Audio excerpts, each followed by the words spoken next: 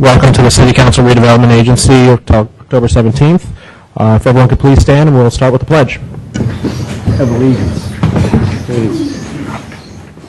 I pledge allegiance to the flag of the United States of America and to the republic for which it stands, one nation, under God, indivisible, with liberty and justice for all.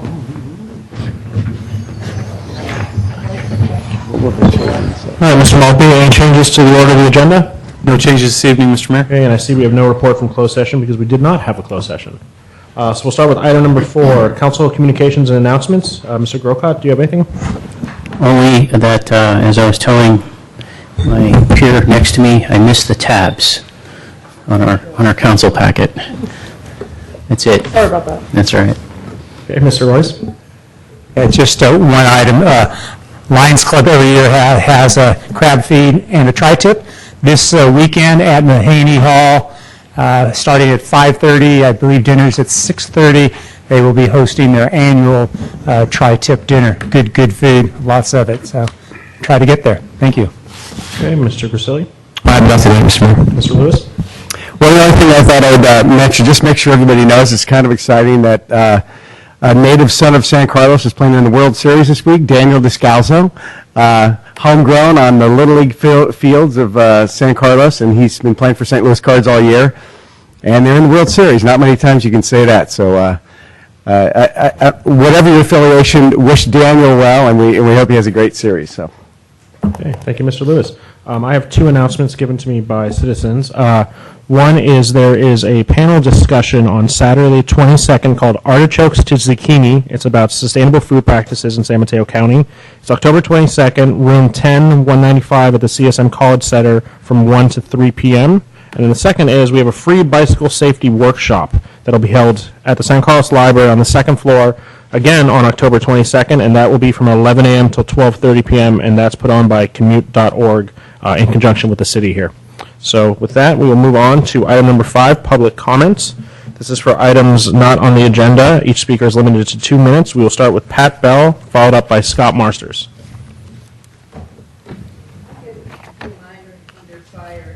Okay, Pat will pass. Mr. Marsters, I'll move you over to fire then, Pat. Thank you. Scott Marsters, San Carlos. I know later on in the evening you will be discussing Recology and the rates, and I would like to discuss another aspect of Recology. There have been several complaints I've gotten in my neighborhood, the first of which is noise, and the concern that the dumpsters have been emptied at 4 o'clock in the morning. It has become an issue for a lot of people who are woken up at 4 o'clock in the morning with the dumpsters clanging. And the good news is they come back about 15 minutes later and do the other one. So just as you're getting back to sleep, they wake you up a second time. And even though that's one street over in the industrial area, there are also trucks that come well before 6 o'clock in the morning. And so I would like to encourage you at some point to take up this issue and consider looking at the noise ordinance, which actually gives them essentially an exemption from the noise ordinance, and to look and see whether it's appropriate to revoke that, change that noise ordinance in such a way that they cannot start within 200 feet of a residential area before 6 a.m. Seems very reasonable to me. The second item is that if you actually ever follow one of the Recology trucks, doesn't matter which one, down the street, you will see that Recology is becoming one of the #1 polluters in our city because the trucks do not actually empty the garbage cans into the trucks completely. And so if you go down a street where they've been, you will see that there's, whether it's garbage, whether it's recycling, whether it's compost, usually 1 out of, say, every 5 to 10 houses, there's a pile of something there. And so knowing that we've got guidelines coming along that will deal with the pollution and stuff that enters our streams, this is something that I think we need to address sooner rather than later. So Thank you. Thank you, Mr. Marsters. I have no other speaker slips for items not on the agenda, so we'll be moving on to item number 6, approval of the consent calendar. Consent calendar items are considered to be routine and will be acted by one motion. There will be no separate discussion on these items unless members of the council, staff, or public request specific items to be removed for separate action. Does anyone wish to remove anything? Okay, we'll go with the motion. Make a motion to approve the consent calendar. Is there a second? I'll second that. Madam Clerk? Councilmember Grisilli? Yes. Councilmember Grocott? Yes. Councilmember Lewis? Yes. Councilmember Royce? Yes. Mayor Klein? Yes. Okay, moving on to item 7, reports to council. Reports to council are updates on key projects by city department heads and staff and city council subcommittees. First up, we have item 7A, report on new San Carlos Fire Department by our fire chief, Jim Skinner, and our deputy chief, Stan Maupin. I'm going to keep using you guys as full names until the crowd gets to know you a bit better.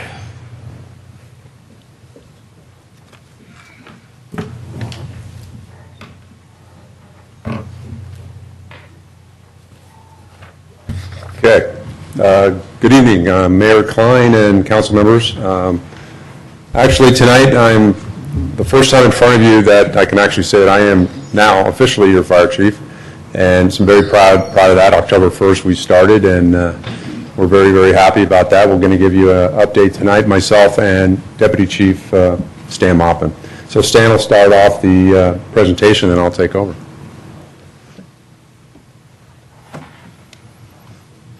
Mr. Mayor, members of the council, Stan Maupin, your deputy fire chief.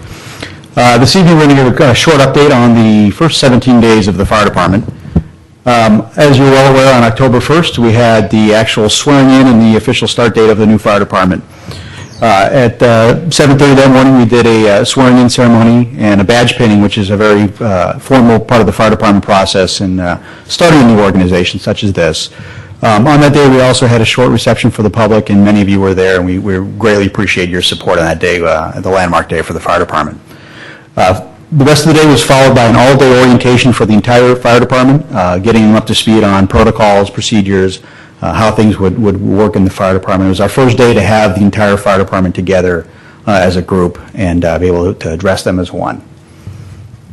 There's a picture of your new fire department. And we'll talk about staffing here shortly, and that is the staffing as it was on October 1st. As we moved along, we were able to do some hiring. As you know, as a mix of former Belmont San Carlos employees and new hires from the area. So we had to do some training with the new hires to get them up to speed with the San Carlos Fire Department demands. And we did some training prior to October 1st with some of these employees. And then we continue to do training at this time for about another week or so till we get them fully online on shift. As we see this, again, the new employees were hired ahead of time of October 1st. Since October 1st, we've continued the training with a mix of shift assignments and them training also on their days off, and they've continued to do that again to the end of this week. We also additionally have still some openings in the fire department that we're still working actively on hiring and interviewing people for those positions. Since that time, since the fire department's been in service, operationally, we have continued to meet or exceed the response times set forth by the county standards, and that is a 6-minute and 59-second response time, and we are well underneath that response model at this time. Nothing's changed. We've continued to provide the same service level, if not better, since the opening of the department. We're averaging about 5.5 calls per day right now, a mix of, again, EMS, medical, fire alarms, vehicle accidents. We had one small fire at the transfer station on Recology, and we took care of that with no problem. But we're meeting our about a 5.5 average per day. With there's still some voids in our staffing, we're having to do some daily staffing adjustments to keep the fully staffed fire department working each day. We've also looking at our performance measures for the fire department, and we're currently going to start using the mirror to what we do in Redwood City. And those are basically based on response times, keeping our response times low, reducing false fire alarms, which are very costly to the fire department in the sense that as we respond to more occupancies with continued false alarms, that obviously has an impact on the resources. And then, of course, measuring fire loss within the jurisdiction as time goes on. And the important thing about fire loss is not so much measuring the fire loss, but measuring what was saved as a result of the operations of the fire department. At this time, I'm going to turn it over to Fire Chief Skinner. Thank you. So you saw us out in the public. That's our banner, our new banner, representing the San Carlos Fire Department. We were at the Art and Wine Festival, and we got a lot of positive comments about the booth, our presence, being out there, and we had a lot of volunteers from our new firefighters that took their day and time to come down and help staff the booth along with the CERT members. So we're very excited about that. The reaction to us and was very, very welcoming, and it's something that we're going to definitely continue. We've already had, even before we started the department, we had station tours scheduled for stations 13 and 16. So the public's out, they know, we're there, they know how to go online and schedule the tours. They're out there in the schools visiting. It's Fire Prevention Month, by the way. So we're out there in full force, along with everything else, all the training we're doing, we're out there at the schools and sending the messages. So this was a great day. The weather was perfect, and we had this banner, another banner, one of our fire engines out there, and the public just loved it. So technology transition to get a fire department up and running. We worked with in Redwood City, our IT, and got connectivity together between the two cities. We completed that. That was something that we had to walk through. We weren't sure how that was going to work, but it worked out fine. Along with that, there's the technology enhancement that we're talking about are different reporting systems. So the firefighters that came over from Belmont San Carlos Fire Department have to learn the new system that we're utilizing in Redwood City. And we're optimistic that the RMS system that we're going to be using will be able to give us data and reports on a quarterly basis that we can share with you. We're used to the system that we've been running these reports for years now, and we're just going to continue it with San Carlos. Redwood City, the city of Redwood City is processing the payroll for the San Carlos Fire Department. Glad to hear that the firefighters were paid this last week, so they're very excited about that, as are we. And so the payroll, that whole process is new to everybody, so we're walking through that also. And soon, all St. Carlos employees will be, the payroll will be processed by Redwood City. Data from the Belmont St. Carlos Fire Department has been transferred or in the process of transferred over to the St. Carlos Fire Department, and we're looking at that data also. A lot of the technology is new to some of their employees, and so we're trying to work hard to make sure that they're comfortable with it. We get the data we need to get. We're reporting the way that will capture the information that will be valuable to run reports in the future. So where are we going in the future? We want to increase our community involvement, public outreach. We want to be part of the fabric of the city. The face, I tell all the new firefighters, I says, you know what you are now? I don't know, what am I? You're a firefighter that's in San Carlos, and you are the face of the San Carlos Fire Department. And they beam with a big smile on their face, and it's great to see. But they're going to be out there. They're going to be out there on, we're going to have an open house. We haven't scheduled that yet, but we're looking at sometime next month to have an open house at the downtown station and invite the public to meet the firefighters, come through the station, see what we're all about. We're going to do the Goblin Walk on October 28th. Santa's arrival by helicopter December 3rd. It's kind of exciting. And breakfast with Santa and meet your firefighters on December 28th. So, it's a lot of stuff coming up, but in between this, they're going to be doing all the training, visiting the schools, and having station visits. So they're going to be out there. They're going to be the face of the St. Carlos Fire Department. We're very excited about this.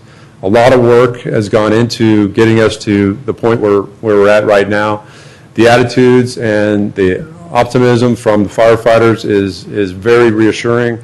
I'm very, very proud of how they've embraced it. They want to learn about how we've done things in Redwood City, what they want to do. I want to give them the opportunity to make the changes that they want to make to build their department, because indeed it is the firefighters of St. Carlos Fire Department. It's theirs to build the way they want and what the community wants.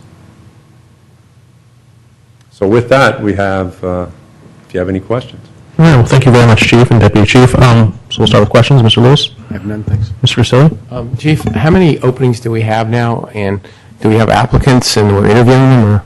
We have, presently we have 5 people in the backgrounds. We have 3 openings. 5 people in the backgrounds, and we have 5 openings. But we're staffing with, like Chief Moppin was talking about, moving people around. Sure, I understand. So we expect hopefully within 30 days then to have, Very optimistic within 30 days we'll have a full staff. okay, 60 days we'll have a full staff. 60, by this time next year, we'll have a full. Thanks, Chief. Mr. Lewis. So I get asked, quite a bit. Okay, so we have our own fire department, so what's changed? And the main question is, so how many firefighters, paramedics do we have? So at the end of, say, 30 days from now, where will we be versus where we were 3 months ago with the JPA as far as staffing for our 2 stations? Do you know that? The department staffing is going to be 21 total, so Okay. 6 fire captains, and the balance will be firefighters and paramedics. The difference will be that Station 13, where the alternating of the truck and the engine over the years, Station 13 will be staffed with 4 firefighters. Now, one of those firefighters is also our relief firefighter in case we have or vacancies, whether it's vacation, sick leave, or so on. So we don't incur any extra funding for the overtime or coverage or anything like this. But the plan is that it'll be staffed with 4 at Station 13 and 3 at 16. So that's the main difference, is it'll be consistent at 13. It won't be every year switching back and forth. Okay, great, thank you. Mr. And one other okay, one? sure.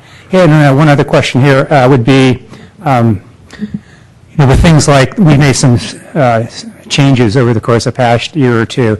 With the sheriff, we get a quarterly report. There's metrics that we get, a lot of the same, what the responses times are, what their clearance rates are. You don't have that. But, and so, we, in the last year of studying, looking at various fire options, we've also got from our consultant that with the JPA, a lot of the reporting was weak. And that, there were things like on fire, but how many were false alarms? And there wasn't there could be a tremendous improvement with the amount of data. So I would just hope and maybe get your response that, I'm sure you guys do it well. I think you have some very formal, what the metrics are for the fire department, how we measure that every quarter and how we're doing. And it's not to get an A+. It's basically to get A, B, C's, and D's. So it's basically to know how you benchmark other cities, how we're doing now, and how it's changing over time, and how we react to those performance measures. So you could do a little response, but I'm just looking forward. I think this council is very much, especially where we have other people doing businesses from even mowing our lawns, we're very, very important that the customer, the taxpayer, the resident gets able to have input, and we're continually able to improve our process. On an annual basis, at least in our department, we've had the experience where we respond to a national survey from either USFA or NFPA, National Fire Protection Association, or the United States Fire Administration.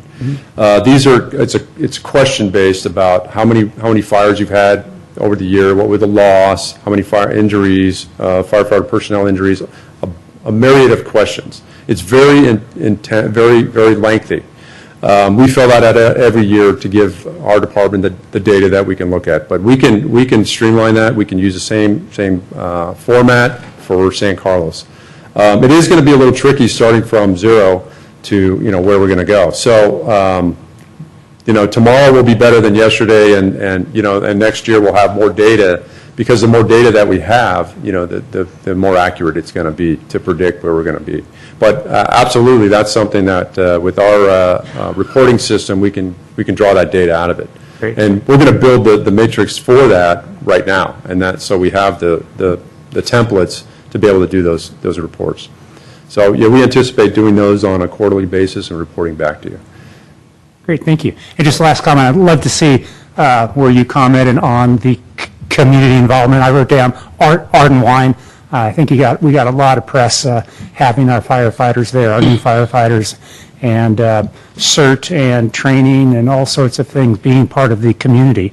Right. Really a key part of this. Thank you. And one of the things I neglected is, and thank you for reminding me about the CERT, and I didn't put it in there because we haven't scheduled it yet, but in the spring we're going to have a CERT class, and we're trying to do a combined CERT class with Redwood City and San Carlos residents. Beautiful.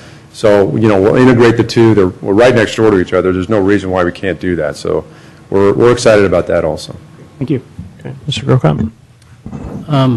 First, I just wanted to thank the chief for his report and just make a note to self. Art and Wine is always a nice weekend. I think we've been having that for I don't know how many years, and we've never had bad weather that I can remember. So you can plan on it. Duly noted. Yeah, there you go. And I just wanted to echo what the chief said about the attitude is reassuring. Before we actually hit the start date, I had talked to some of the firefighters in advance of the start date, the guys that were going to be going over, and they were excited about,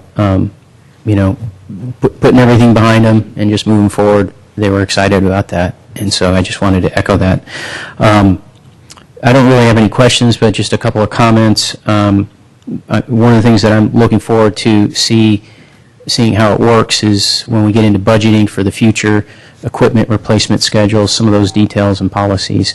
I'm looking forward to seeing that. And then also how things are going to work with our first hazmat call or our first call where we need the truck service. I'm going to be curious to see how that will work out. I'm sure it will, but I'm going to be curious to see how that happens. And then lastly, I just wanted to drop a note. I've talked to the city manager about this. I think it's great what we're doing. I think one of the things we've talked about up here that we don't want to lose momentum on is future consolidation. This is great what we're doing, but I think we're going to have to look 2-3 years, at least no more than 5 years out, and look for additional consolidation. And so I think what we're doing here with this model is going to be supremely important as an example that yes, this can work, and this is how. Okay. The only things I have to say, Chief, is I've gotten the same reaction that most of the council members have, that especially for the guys who came over and the new people, that there's a lot of excitement, and all of the firefighters I've spoken to have commended the two of you and said that they were very happy with the management they have, and they feel there's a great sense of leadership in the fire department. So I think that's a testament to both of you of how well of a job you're doing. So Thank you. Thank you. We have some public comments, so we'll take that, but thank both of you for coming. Thank you. All right, so for public comment, we have Pat Bell.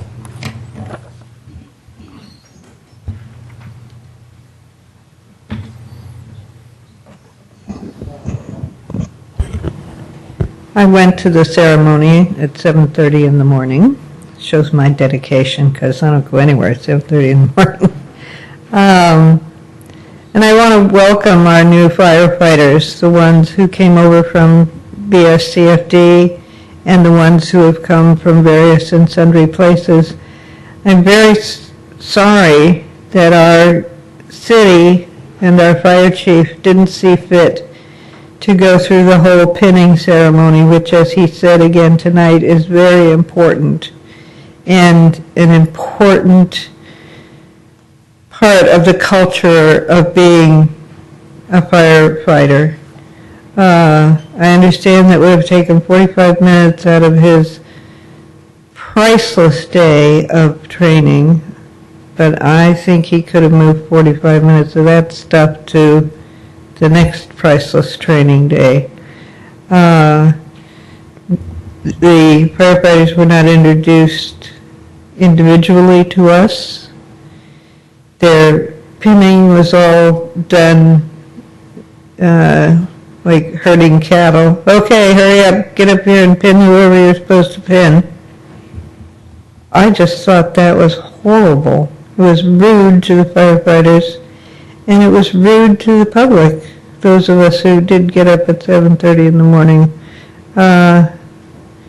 It just did not strike me as a good way to reach out to the community and bring us all together and have a nice, warm, fuzzy feeling. It was, okay, we hired you guys, you gotta do what we tell you. We'll get to the niceties when we get around to it, but I don't have time right now. And the comments I've heard are about the fire chief. He's a straight and narrow guy. Everything is by the book. So I don't know what the book says about when you get pinned, but evidently it's not imperative to get it done first thing. Hey, Pat, we're going to need you to wrap up. Oh, thank you very much, Pat. Okay, moving on to item 7B, update on PG&E hydrostatic testing. And just for the council to know, we have two members from PG&E here who could answer any questions that Mr. Moore cannot. Okay.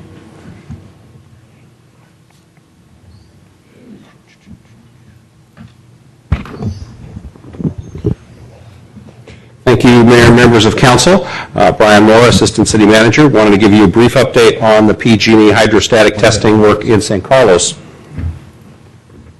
As some of you know, last year, after the San Bruno fire incident, city staff and Councilmember Royce, who was the mayor last year, met with PG&E to discuss the natural gas pipelines that are in San Carlos. There's one in the industrial area and one that runs along Britton Avenue.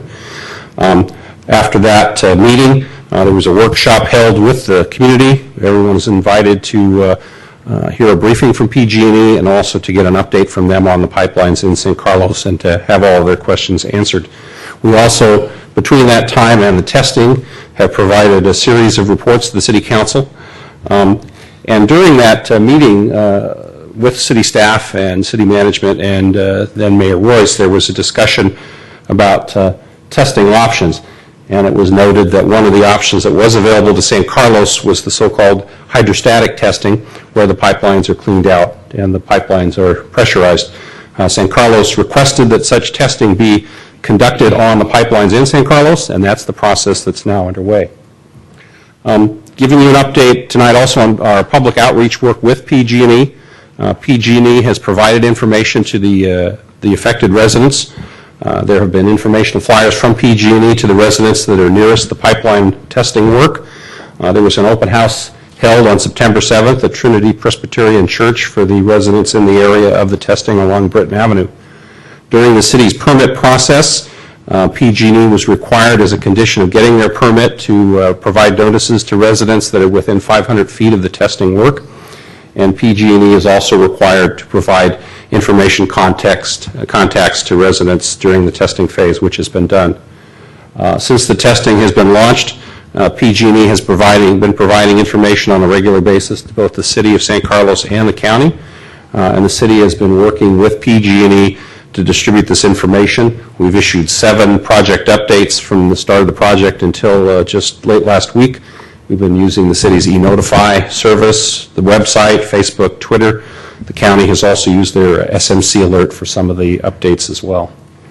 In terms of the testing process and how the hydrostatic testing works, the steps are to put the pipeline out of service to provide gas to residents from neighboring pipelines. The gas is then vented from the lines. The lines are mechanically cleaned. Once they're cleaned and dried, they're filled with water. They're pressurized to test. In some cases, that's up to 8 hours of testing. And then after the lines are confirmed as in good working order, they're emptied, dried from the water, and put back into service. It's also, let me go to the next slide. In terms of the progress to date, the project started on September 30th. It was 1 week later than the original schedule. The lines have been taken out of service. The venting of the natural gas from the pipelines was achieved. We did work with PG&E to send out several notices in advance of the venting because in a neighboring community there were residents who were unaware of the venting, and apparently there's some noise and smells associated with that, so we wanted to make sure everybody in San Carlos had advance notice, which they did. During the work, the pipeline is also isolated by removing the valves, and as part of putting the pipelines back in service, new valves will be added.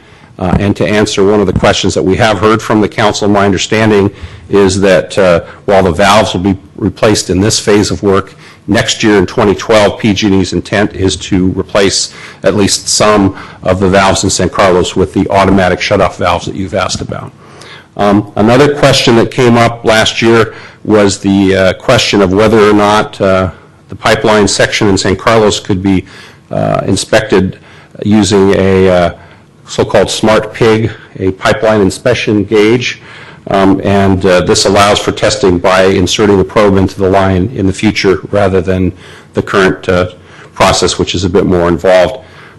In PG&E's work to date, they discovered that they were able, through upgrading the valves on the line 147 in San Carlos, to convert it to a smart pig installation. So in the future, that portion of the line will in fact be able to be inspected in the future by a probe, and we think that's great news, as that will facilitate more frequent testing if needed.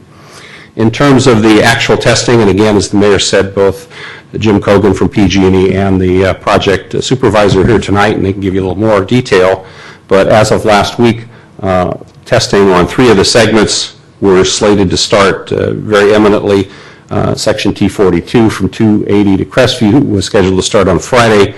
43A from Crestview to Britton Milano was scheduled to start on Sunday and Monday today, and Section 43B, Britton Milano to Britton and Old County, was scheduled to start next week. So those are the highlights, and again, I'll invite you to talk to Mr. Cogan and the project supervisor to get into a bit more detail if you wish. Okay, thank you, Mr. Moore. Are there any questions from the council members for Mr. Moore or the members from PG&E? I have a couple of questions. One is, during the hydrostatic testing, if there's some sort of a faulty seal, like some leakage or something, how's it detected if it's mid-line? You know, turn it over to my friends at PG&E.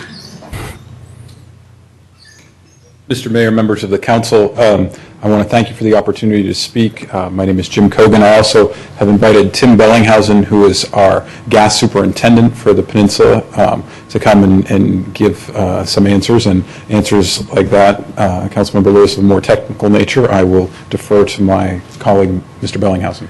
So, good evening. So what we ended up doing is we actually put pressure onto the system, so we identify if we notice a drop in pressure for one. And also what we actually do is we canvass the area, identify if we notice any water seepage, which would give indication that there is a leak in the system. So it's through, again, a visual survey for looking for water, and again, watching gauges that actually identify pressure into the system. So if the pressure drops a little bit, but the pipe's under asphalt somewhere, then is there just greater excavation that then has to take place? Well, then there's additional investigation to pinpoint, exactly identify and isolate where that is. And so far, we've been successful, so we haven't had that issue arise yet. And then my only other question is, how's the history in the San Carlos gas pipeline? I know the paperwork and the San Bruno pipeline has, from what I understand, proven to be sort of, a mystery as to when it was really done, who did the work, and so forth. I'm just curious, how's the paperwork on the San Carlos pipeline when the welding installation is done on the pipes? So I don't have all of that paperwork in front of me to identify the condition of all of the documentation for everything here in San Carlos, but what I can say is T42 and T43 did pass successfully, and we're moving ahead with T43B. I think it's actually moving ahead schedule. It says here October 24th, but I do believe we're pulling that forward. So as far as the hydrostatic test goes, we've been successful. As far as the other documentation, I can get that for you, but I don't have it available right now. I'm just curious. It'd be nice to know the history on it. I know that's the first thing that comes up when there's a problem, so just, and that was a question on PG&E's paperwork. So curious. Thank you. Mr. Grisilli? I guess the only question I have is 280 to Crestview. You're not working on Edgewood. That's where it is at 280 in Edgewood. It goes from 280 in Edgewood to Crestview. But I haven't seen anything torn up from 280 on Edgewood to Crestview. That's my question. I'm confused on where that Mr. Moore, do you know where it is? I mean, it's pretty straightforward. It's where the spots are. Yeah, where the spot is, because I haven't seen anything. And I think part of that might be that Tim can explain how when we do the hydrostatic test, one end doesn't have a lot of activity because it's just capping the end of the pipe, so you wouldn't necessarily see it there. Yeah, so one end, I was like, well, Jim, you just tell me where it is physically, where you're testing, where you're doing any work on Edge. You're not doing anything on Edgewood unless you're Hetch Hetchy's the folks down the road on Edgewood, I assume. That's correct. So it's actually up in the SFPUC watershed area. Okay. It's very difficult to see from. No, that's fine. Edgewood. I just asked you. It says 280 to Crestview, and I'm going, not in my neighborhood. You can see it from Pogus Ridge. Okay, someone who hikes. Yeah. And I can also clarify there, Mr. Grisilli, there's as you go down Crestview, there's a cul-de-sac there. Yeah, but that's a different one. That different? Or is that a different project? Well, that is the other end of that. That's the other end. Okay, fine. I got that part. I just was confused on So if, as Councilmember Craddock was saying, if you go up and take the... It's not a problem. I just asked because on Edgewood, I'm not complaining because if you block off Edgewood like the folks are at Hetchy, it's a big issue. Councilmember, if you're asking for a tour, I would be happy to. Okay, Mr. Royce? Helicopter. Do you have any questions? Yeah, just one question, but first a comment. I want to thank Jim for getting back to me. I know I asked a question, and it was related to, meetings with Jackie Spear and San Bruno, these automatic valves. We don't have any in our county, and next year we will have some in our town, as Brian mentioned. That's great. But I kind of came up with another question, and because our fire department is here. I know one of the issues, of course, that was brought up in some of these meetings that I was in was access to the valves and access to maps. What's the status of where we are now with our fire department? They're right here. Do they have information of where these pipelines are, and would they have access to turn these valves off if needed be? So they do have access to where the location of the lines. In fact, I was going to take this opportunity and invite the chief and deputy chief to our March public safety awareness briefing. We do a briefing for all first responders. We also have transmission maps that we can provide to you, and we've provided to any jurisdiction that has asked, and those have the valve locations on them. So the first responders know where the valves are. Not that they would operate them, because that's actually that it takes a great deal of training and ongoing training, but it's very helpful for first responders to know where those valves are so they can stage their equipment, knowing that our folks will have to get there and turn the valves if necessary. Okay. Through the chair, isn't there, and maybe the chief can respond to this, a geographic information system, GIS system that's part of all of, all this, that shows all the essential, where all the utilities and everything is, that's all into one system that I believe all public safety can access during these things. That's my impression of the way it works across the county. Okay. Thank you. Mr. Grocott? My comments are somewhat a sort of tagging on, if you will, to what others have said. One is, I'll just tag on to what Mr. Royce was saying about gas lines, and I know you're here to talk about gas lines, but I just, a reminder to the council and you guys, because you're from PG&E, we just had I think it was the 10th anniversary of the Oakland Hills fire. And so there was a lot of coverage on that on the news, and the start of that fire was overhead power lines, one of the major lines going down and sparking and causing that fire. And I think that's another area. We're looking now at pipelines, of course, gas pipelines, but I think that's another area to be aware of. Of course, you guys know your lines, and then you just talked about the fire department. I think it's good for them to know, too, where are your major transmission lines where something like the Oakland Hills fire could occur in our area, because we have similar conditions here with, wild lands right adjacent to homes and apartments and so forth, and so that would be something worth looking at as well. The question that Mr. Lewis asked about the paperwork, mine's a similar question to that, is have we ever had any major construction on or over these major gas lines going through San Carlos? Because my understanding is part of the San Bruno issue was construction that happened over these lines and potentially damaged the lines. I know maybe you don't want to say anything about that because of legal things going on related to that, but that's my understanding from reading in the paper, and I'm wondering if we ever had any of that kind of activity in San Carlos over or on these lines. So none that I'm aware of, but again, nothing that I think would have compromised the integrity of our infrastructure, but again, I'm not aware of all the activities that have taken place around our facilities. I do know that we do patrol the lines, and we don't have anything what we call overbuild. We don't have any facilities that are over our facilities right now, but insofar as has any other work been around it, again, I can only speak from the inspections that we've done that the system seems sound and we're not aware of any. Okay. And then my last question has to do with, we're talking about major lines, of course.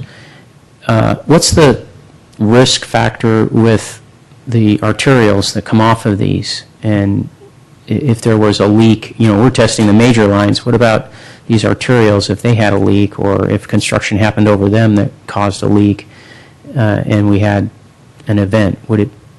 What's the risk factor there? So the risk factor, if there was an event, or the causation and the actions that we would take to prevent and minimize and mitigate the event, I guess I'm... More the former and less the latter. Just what could we expect to be the extent of damage? Or well, again, it would all depend, and this is a hypothesis, right? So we're just trying to take a look. So in the event where it took place, we would take quick and immediate action, and we do have isolation points. As point out, we do have a new valve, and we can do valving, so we should be able to minimize any kind of impact. But again, until we get the automation, and we're still going to go through the whole manual valving system in the event if we had I guess you want to call it a catastrophe or a catastrophic event. So we do have plans in place, not for every little segment of what happens, but in the event we do have an emergency response plan and team around all of that. So, we would mitigate it. Again, to go and say exactly what would that look like, I really couldn't tell you. But we do have plans to address it. Okay, thank you. Thank you, Mr. Grocott. I have nothing. My council members covered everything. I just want to thank both of you for coming. Thank you. Have a good evening. Mayor and Council. Thanks, Jim. Okay, we'll be moving on to item 8A, which is unfinished business, consideration of approving amendments to the city's strategic plan and 6-month objective matrix.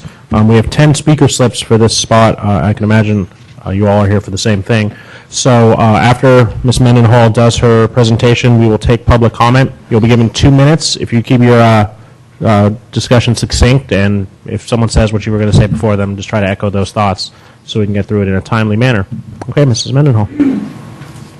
Good evening, Mayor and City Council. Rebecca Mendenhall, Administrative Services Director. Before you tonight is an update on the city's strategic plan. On August 29th, the council met with the city manager and department directors for the 12th time to discuss the city's strategic issues and goals. The City Council formally adopted this strategic plan at their September 12th meeting. Communication of the progress on our objectives is an important part of the strategic plan, and this report will serve as your first monthly report. Although this is only the first update report, there are 7 objectives that have been completed, including the following. Provide a report to the City Council on the dissolution process of the current fire JPA. Present to the City Council an update on police services. Present a plan to the City Council on moving police dispatch to the county. Begin fire services for the San Carlos Fire Department. Complete Loyola Park Playground Development Project and hold the ribbon cutting. Present to the City Council for consideration a policy on electronic communications and devices. And to present to City Council for consideration a City Manager newsletter for distribution to the community. So in summary, we've had 7 items completed in our first month, and all remaining items are on target. I'm happy to answer any questions you have. Are there any questions from the council? Mr. Grocott? No, I don't have any questions. Okay. So we will go to public comments, and since many of you haven't spoken here before, if you could just give us your name and your city of residence when you start your public comments, and then I will flag you down when we get to 2 minutes. So I'll call a couple up at a time. We're going to start with Vera Harrington, and then we'll have Glenn Gelanow after that.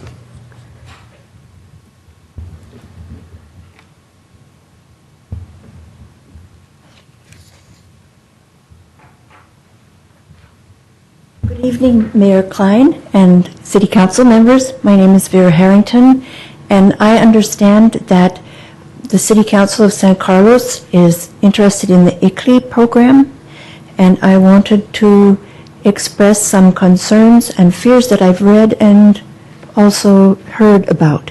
And I would wonder if I could support an open meeting so that there is a discussion of this program and that we could better understand and more fully understand what it's all about. Okay. Thank you. Thank you. Next up, we have Glenn Gelanow, and then Carol Negro.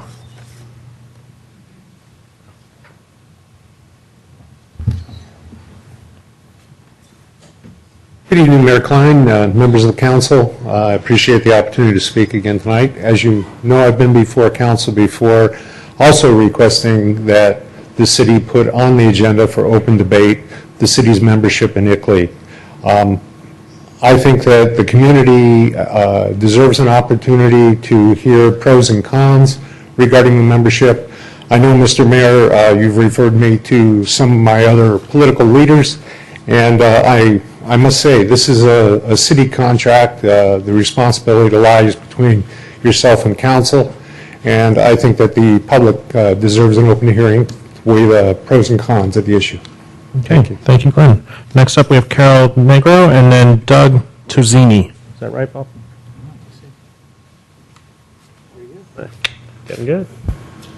I understand that ICLEI is useful to the city, and I understand, having read something about it, that they offer you a service that's really useful.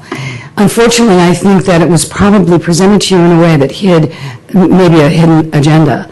And having read a little bit about it, it occurs to me that there are pieces and connections and places it's going that we probably don't want to go. Ways that take power away from you and give it to a higher authority that leaves people in the community and you, our representatives, sort of out of the loop. And as a result of that, I think it's really important that you, as our representatives and for our city, that we do find out a little bit more about it.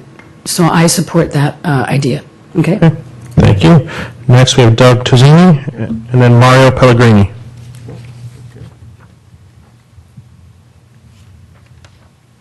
Gentlemen, thank you for the opportunity to speak this evening. I understand that the City of San Carlos is now a member of this organization, ICLEI, I believe it is, and it's my concern that the organization may have undue influence over the city and some of their goals and directions. I don't know nothing about this organization. You are the elected representatives of the residents of San Carlos. I would hope that you would dispense with the power to this organization very sparingly.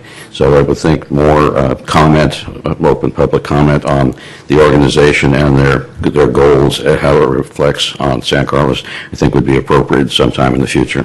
Thank you. Okay, thank you. Next up, Mario Pellegrini, followed by Susan Hart. I'm concerned that we have a lot of legislation coming from the state, from the federal government, and in this case, we have it coming from the United Nations.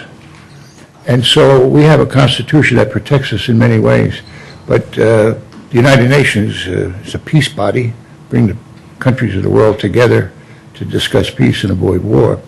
But when legislation comes down, there's not necessarily a United States of America that's their objective and goal. It can be put in a lot of flowery language, but these are the things that are going to hit the road right here with gentlemen like yourselves who are responsible for the perhaps excessive regulation or lack of regulation. And so I think the thing we want to do is have public opinion, public debate, access to a complicated legislative activities that are happening that will affect our lives. Thank you, sir. Next up, Susan Hart, followed by Virginia Rausch.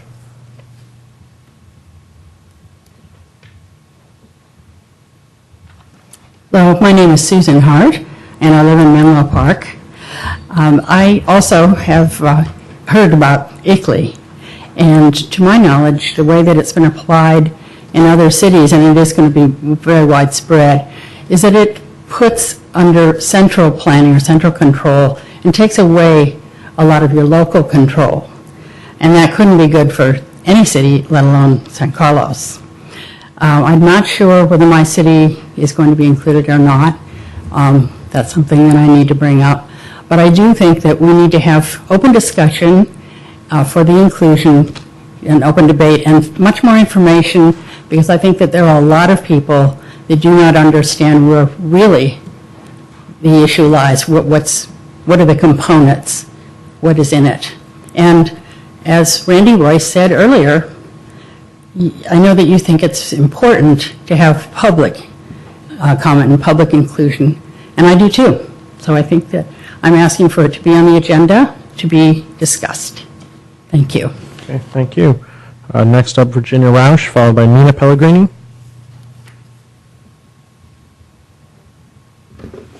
Hello, I am Virginia Roush. I'm a new homeowner here in San Carlos, and I just recently found out about this ICLEI. I would really like a lot more information on this. It seems like it needs to be up for discussion, and I just think that we need to have some input. So I'm just asking you to put that on the agenda. Thank you. Thank you. Nina Pellegrini, followed up by George Robinson.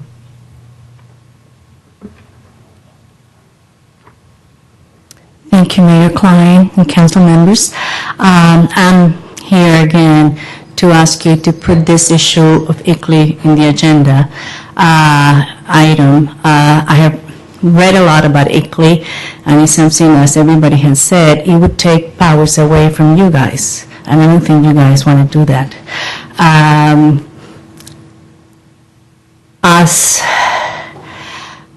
As a person who has gone through a lot in my life, from different countries and different governments, I think that what we need is transparency in government, and that's the one thing I'm asking you guys to do.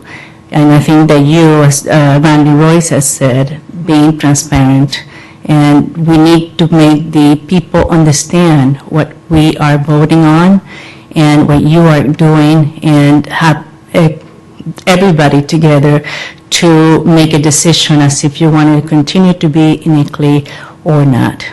Thank you very much. Thank you. George Robinson, followed up by Bob Cohen. Good evening, Mayor and council members. As you said, I'm George Robinson, and like others here, I have a concern about the organization ICLEI. It seems to have developed a relationship with many communities around the Bay Area and across the country, and a lot of things that are coming to light are giving concern to property owners. And I, like the others, would like to see you schedule an open discussion so that property owners could understand what the relationship is between ICLEI and the San Carlos community, and how that might influence the planning of the community, the zoning, the permitting, and so on, which would then have an impact on the property owners. Thank you. Thank you. And lastly, we have Bob Cohen.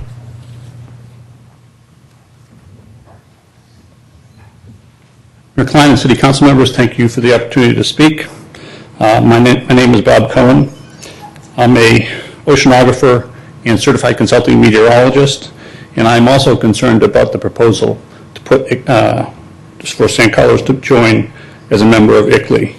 This is a significant and non-trivial commitment by the city, which needs to be put on the agenda for open discussion. Thank you. Thank you. Okay, with that, we will move into discussion. First, if anyone has any questions for staff about any of this. Okay, seeing none, then we'll go to discussion. Mr. Grocott? Well, I think it's a simple request to have this put on the agenda. After seeing some members of the public at an earlier meeting bring it up, I brought the idea up from the dais. I don't understand why we're even discussing it as part of the strategic planning. I mean, I've never gone through that process before, meaning since being on council and since adopting the strategic planning process, we have added things to our agenda without really waiting for the night that we review our strategic planning and so forth. But here we are, and you know, we're looking at the strategic plan. I think the staff has shown us that we've accomplished a lot in the first month, and a lot of things are taken off. I don't really see a lot of staff time involved in putting this on the agenda. We got into this membership pretty simply and easily without, of course, any discussion about it. So I think we could just as easily put it on the agenda and have a discussion and take a look at our membership, whether we want to continue or not. And my last comment on this is I went to the ICLEI website, and right there on their website, they talk about that part of their idea is to have a kind of a grassroots, local up involvement on the issues that they espouse. And so why not start with membership in ICLEI as a local discussion to begin with? We never had that, and we just happened to kind of fall into it, I think. I don't even think any of us were quite aware of how we got into it. I know I wasn't. I had to, when folks started asking me about it, I vaguely remembered something about ICLEI. I called the city manager and said, are we a member? If so, how did we become a member? And he had to actually not answer me right away because he wasn't city manager when it happened, and so he took a little time to get back to me and said, yeah, this is when it was done and how it was done, and so here we are. But again, I would just think this is a pretty simple request to make this addendum to our strategic plan. Okay, so do you want to make a motion with that addendum? Sure. I'll make a motion that we add on our agenda or for our strategic plan to include an agenda item at a future council meeting that we look at our ICLEI membership and whether we wish to continue it. So can I add that I'll get it and like to second it, but can we just talk about the language of it? I would think it would, everybody's asking perfectly appropriate questions about this. And we absolutely should have a discussion about it, make sure everybody's, we all know what we're a part of. I think there's some fear-based questions that staff could start to answer perhaps immediately, which is, are we subject to the authority of this, being membership? I'm sure there's pros and cons that staff's already looked at, but there's questions, and they're good questions to ask. So what I would suggest is we have staff just do a staff report on the pros and cons of our, on the membership and ICLEI and what it offers to us, and what, there's some good questions. Are we subject to their authority? What's the relationship between the city? Is there a hidden agenda? And so we just sort of can get that in the report, have a discussion amongst council with the public, and go next. Whether or not it's membership you set it up as should we or should we not, I'm sure that's something council will consider in that discussion. It could be a motion coming out of it. I'm just suggesting let's get a report. Public can read it in advance. We can read it in advance, and we can sort of vet it all together, which is probably a good way to go. So I would just say, if you modified the motion to say, can we get a report from staff on the membership in ICLEI and what those pros and cons are from staff's point of view, and have a council discussion.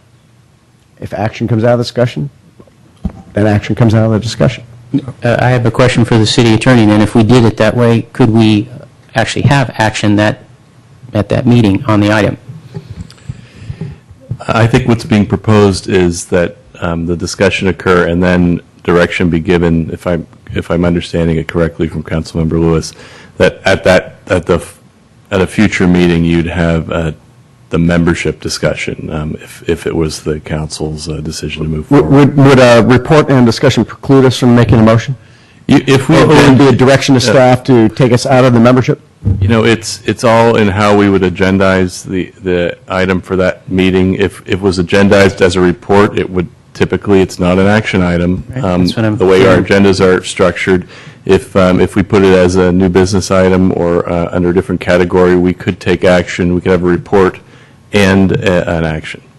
So I would leave it to council discussion to figure that out. What's council's pleasure on that? But I would also encourage staff can answer any of the questions tonight. They're good questions. Why not start the process? Okay, so Mr. Rocott made a motion to discuss membership, whether we should be members or not, correct? Yes, I made a motion that we... Did you second that, Mr. Lewis? I think it should come out of the FAR report discussion. Okay, so you're not seconding it? No. Okay. So, Mr. Grizzly, do you have discussion? Well, I just want to understand the concept. I agree with the fact that we agendize it and we talk about it, and we decide.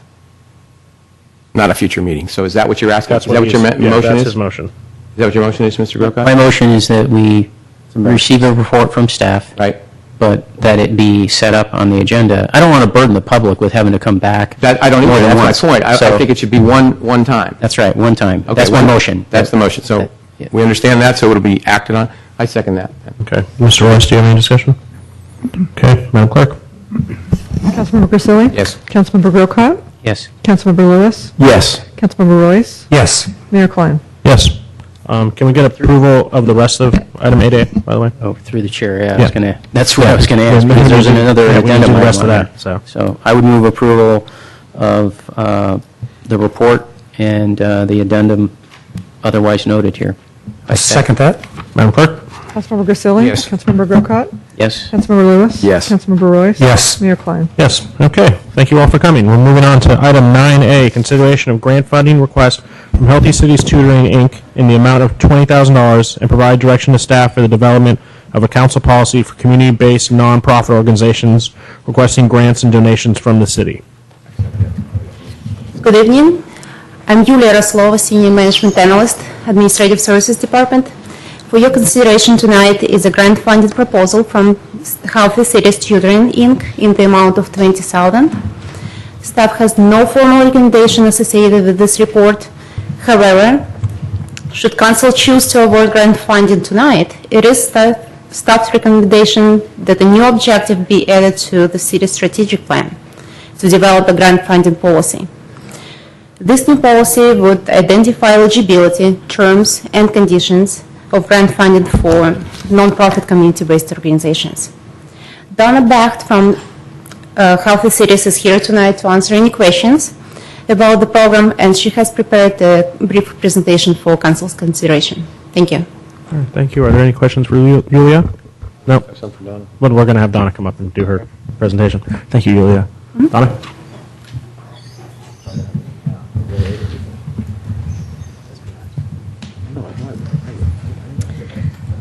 Good evening, Mayor Klein and members of the council.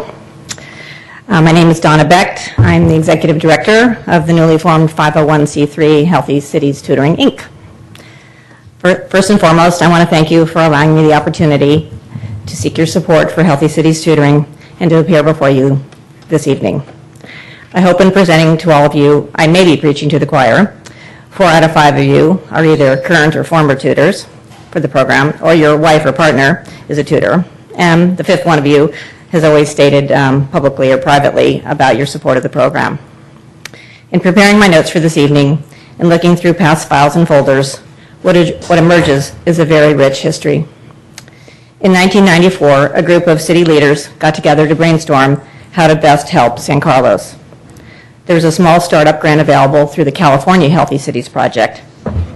A number of ideas were discussed, and in the end, the decision was made that the best way to help San Carlos was to help children and families by creating a tutor mentor program. In December 1996, the Healthy Cities Tutoring Program was born, and a pilot program was started at White Oak School. It was designed to serve kindergarten through 3rd grade students, and I was hired by the city of San Carlos to help make that happen. The city stepped up, and so did the community, in ways that exceeded our expectations.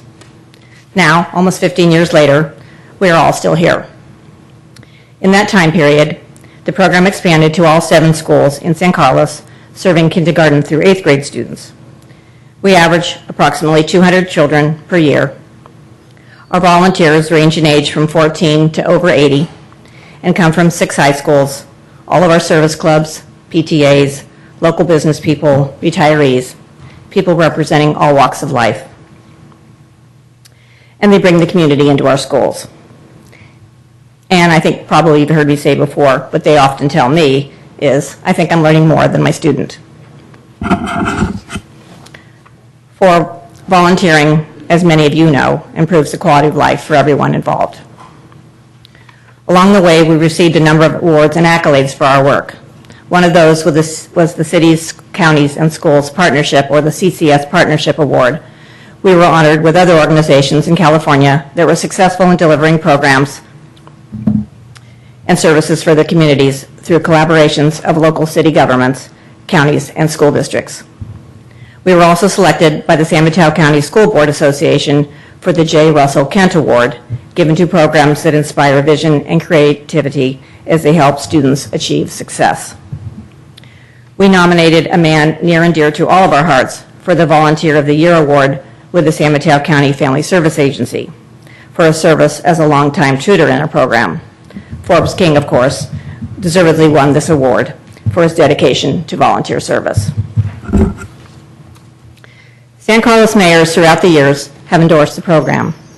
One former mayor urged citizens to enroll as volunteers for the program in his State of the City speech. Former Mayor Sally Mitchell wrote in a letter of support some years ago, "The San Carlos Healthy Cities Tutor Mentor Program is a remarkable community effort that brings together people of all ages to give support and guidance to youngsters in need." Most of you have participated in our annual recognition event and have seen firsthand the impact the program has had on people's lives in our town. Let me update you on where we are today. Our request for incorporation was approved in May, and our 501c3 application to the IRS was approved in September. We have an outstanding board of directors working on behalf of the goals of the program. Some of them are here today. Lauren Pachkowski is our president. Our vice president is Roger Bodemir. Secretary is Joyce Strauss. Treasurer is Annie Mayos. And two other directors are Betty Casey and Cheryl Pomerink. This year, we are providing services at 4 elementary schools and 2 middle schools. Tutoring is done at the school sites, at the San Carlos Public Library, the youth center, and other venues. We are in process now of placing all the students that had tutors last year, getting them relaunched again this year. Many tutors and students stay together for a number of years. That's the goal of the program, because studies show that the longer a child has a caring adult in their lives over a period of time, the more impact that can have on absenteeism, drug use, and that sort of thing. We're also doing marketing efforts to recruit volunteers to attend our upcoming training on November 2nd. You should see a banner about the program on Laurel Street tomorrow. We have a long waiting list already developing for students in need at every school. Why fund Healthy Cities? I already gave you a lot of data in the report that was furnished through Jeff Malpe, but let me reiterate that the program is a cost-effective way to support children in our community. The help provided by our volunteers increased academic scores by 25% and self-esteem scores by 18% on our assessment tool. But that's just one measure. It's really pretty simple. Children benefit from additional adult support and guidance in their lives. The Healthy Cities program originated with the City of San Carlos, and as I mentioned, has been in existence for close to 15 years. By remaining a partner in this community endeavor, the City of San Carlos helps encourage funding for the San Carlos-based program to outside organizations, as funders are much more likely to embrace programs with established partnerships. As a partner with Healthy Cities Tutoring, the City of San Carlos shares with other partners and the broader community a program that fosters citizen community involvement and a stronger sense of community, 2 core values of the City of San Carlos. I would like to further address our partnerships. Not all partnerships are equal. Yet all of our supporters are trying to help our program address our need for resources to the best of their ability. The Friends of the San Carlos Library contributed $10,000. The San Carlos Development Group contributed $5,000. 2 private citizens have given $4,000, and we expect other donors to come forward. The San Carlos School District gave $10,500 in direct support and $2,500 in in-kind support as far as facility to work in, desks, computer space, printing, that sort of thing. This reflects $3,000 more than the original budget you received showed, as this money was allocated after the school year started. The San Carlos Youth Advisory Council just recently gave $250. So even the youth recognize the value to their peers of the program. I have assurances from the Rotary Club that they will make a donation within their means, and I believe this will be true for the other service clubs, as they have always been donors as well. Our current unmet need, if you were able to fund at the $20,000 level, and I really, really hope that you do, will be just under about $42,000. So I still have a ways to go. You've been there from the beginning, and I ask for your continued support tonight. We have a little mini PowerPoint, just a few little pictures to warm your heart.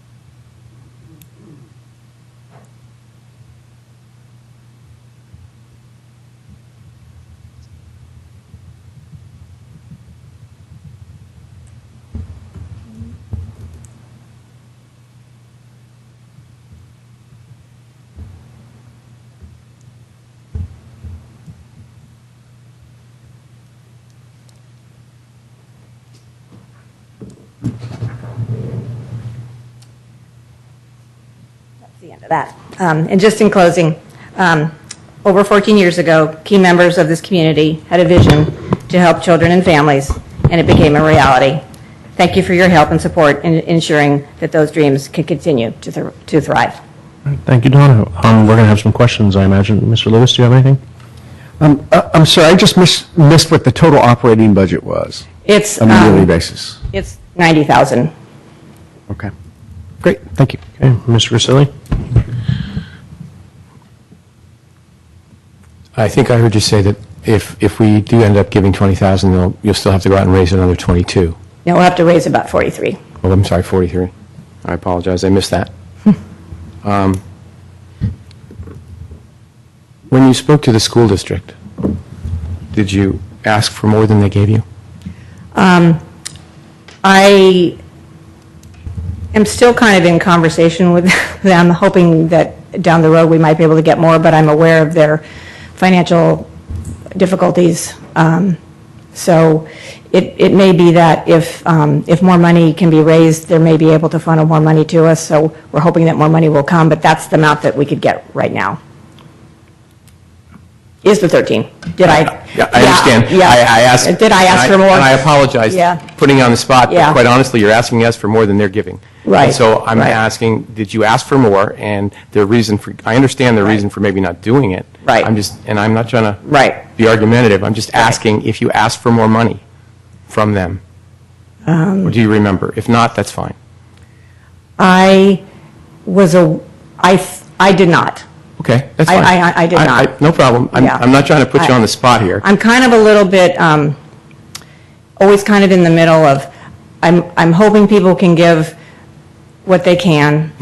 And I felt at the time that I was approaching the school district, I was aware of the situation and felt like I was going to take a chance on this program, even if the school district couldn't give any, because I was aware of the situation they were in. I mean, I'd been laid off because there wasn't the money for it. And I know they value the program. So I was jumping in and going to do it even without them giving any. I understand, and Yeah. I'm not so- trying to cause any trouble. Yeah, no, I know I you're just have not. to ask No, the question. right. So I didn't ask for more. It's a school, I mean, it's an yeah. educational program. Right. And Right. I'm just Right. asking, you know. No, I understand. Okay. So I didn't ask for more. Okay, And thank then you. that was offered. I got it, Donna, I'm Yeah, sorry. right. Don't mean to put you on the spot, I apologize if I did. Right. And then, can I comment further on that, though? Sure. My hope is that, that you'll recognize that I'm just in the middle, or now I'm independent, and I'm needing to raise money in order for this program to exist in our community. And I'm not representing really the school district or the city or. Right, you're representing the program. Right. I get it. Yeah. I get And it. so, you know, I'm hoping that this will, the value of this program and the meaning of this program to this community, regardless of, that there's an unmet need. And regardless of what the school district does, the city will see its value and stand up for that. I don't think there's any question that the city and all of us Right. agree on the value, Donna. right. That's not the point. Right.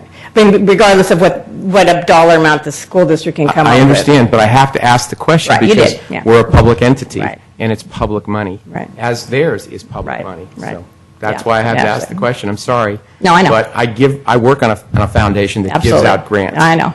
And sometimes you have to ask some harder questions, and I Right. apologize, but No. you have to do it. For sure. Okay?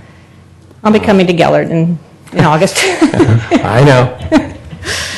And we'd be happy to see you. Okay?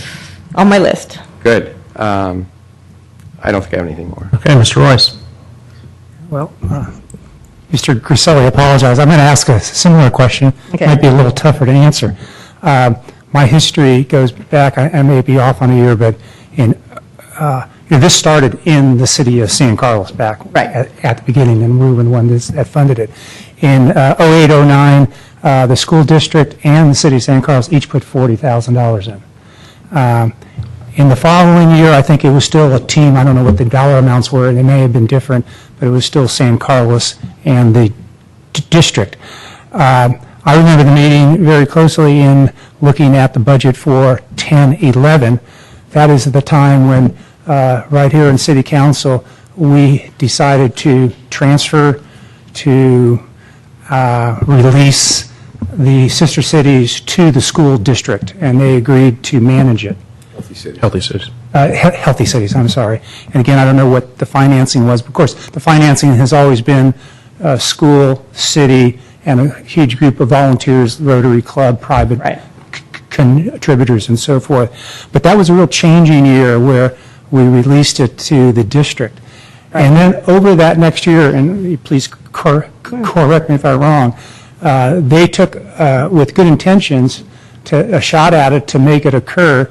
And at the end of that fiscal year, they kind of, I don't understand, they kind of closed the doors. I know they let you go, and so it was in limbo, although I think the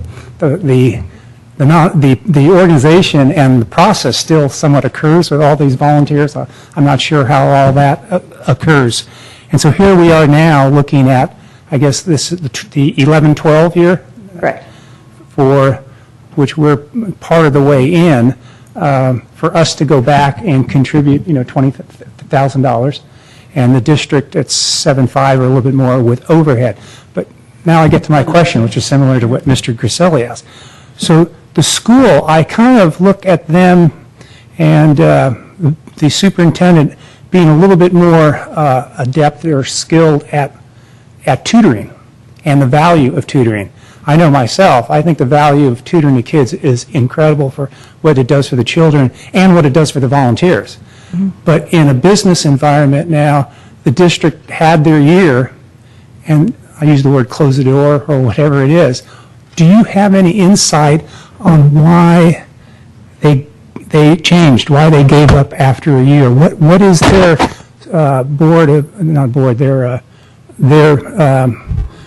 school board and Craig, what is their feeling on this program looking forward? Because what I see here is they've dropped out. So tell me more. And I kind of relying on their expertise. What did they say? What were the reasons? Well, I mean, I think it really boiled down to financial reasons that they, in terms of had to fund only things that were happening in the classroom, just bare bones teachers. I mean, we had to raise class size. There was a lot of things cut, and this was one of the things that was cut. Just kind of similar to when the city had to cut things that we didn't want to cut either, and that happened. And so, as much as, I do think they respect the program and are happy that it's going to continue, and that the teachers, as I've gone to all the staff meetings and so forth, people see it as a support to their students. But for the school district, when they had to decide between books and teachers, the essentials, they had to make hard decisions. So. Okay. So again, so I'd just like to share my feeling is here, it's nice to work as a team. Right. And 50-50 is usually the best team. Right. But yet we have to be sensitive to people's financial situation. And of course, we could talk about that quite a bit here, but the 20,000 versus less is a little bit of a, I feel a little bit uncomfortable based on the history and based that they took it over. So that's my only concern. Yeah, I mean, it was out of financial constraints, and I'm hoping that amount will go up to 20,000 next year. It'll go up for the school? Right. You've been told that, or? No, but I'm planning. You think? He's going to ask for it. Yeah, I'm gonna ask for it. Okay, Mr. Grocott?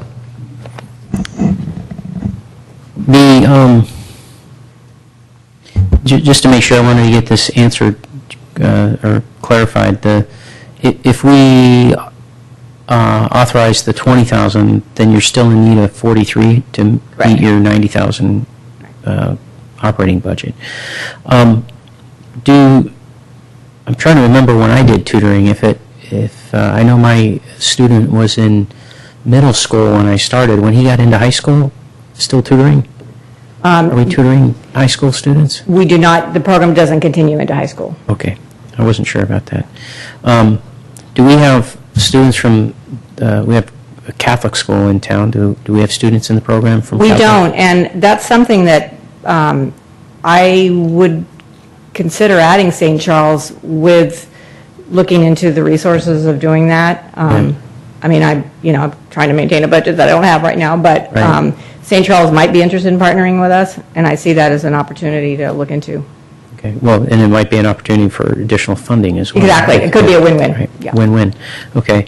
And I'm almost reluctant, given what you've told me about what your need will still be and so forth, but when I attended the forum on, for school board, the election coming up and so forth, one of the things that was discussed is that we've got students that you're dealing with that are in need of help because they're struggling with school, certain subjects or whatever.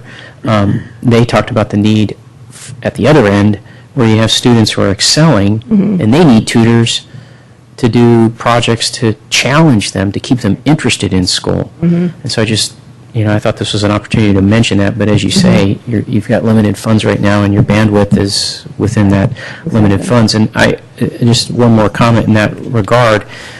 Years ago, I used to volunteer for a program up in San Francisco that worked with kids, and it was, I don't know if it was a Healthy Cities program or something similar organization behind it, but our tutoring had to do with preparing kids to go do job interviews and other life skills that they're meeting up to, as they mature.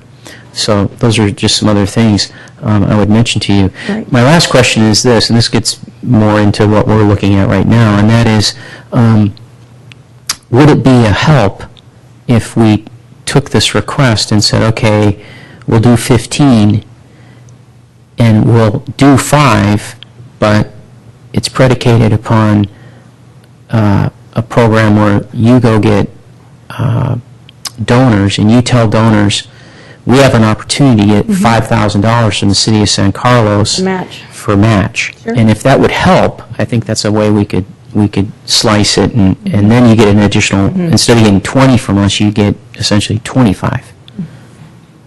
I could get behind that. Okay, all right.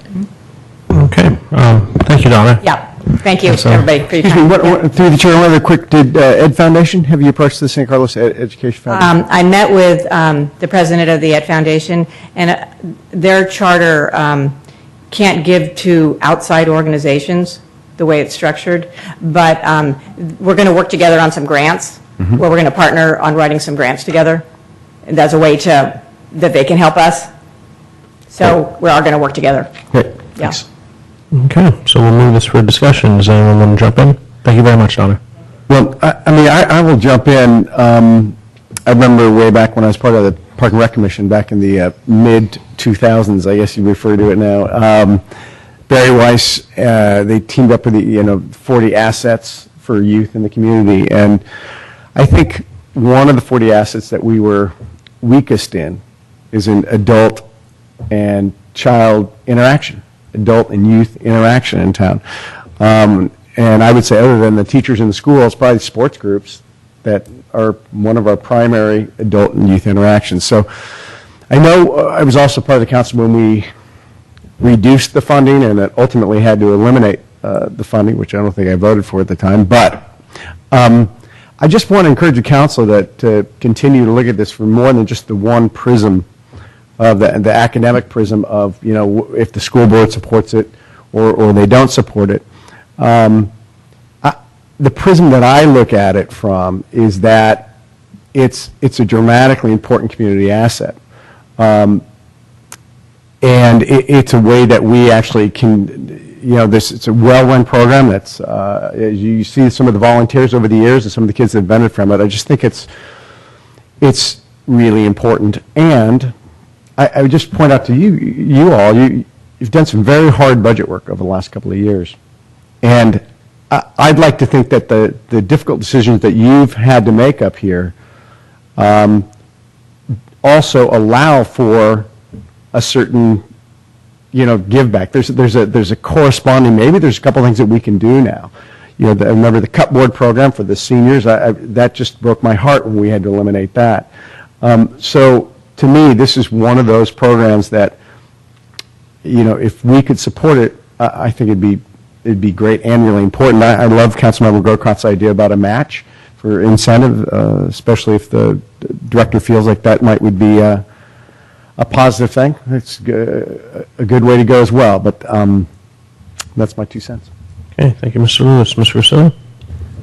Well, I echo what Mr. Lewis says about it's not just about education, it's about the community. As all of us up here have had some experience in having to cut programs over the years from our budget, and some were much harder than others. We are in a position today, not exactly being rich, but at least we have a balanced budget and a bit of a surplus, that we can start to look back at how we can affect the community with how we spend the public's dollars. And as the slides pointed out, there's an awful lot of intangible positives about this program.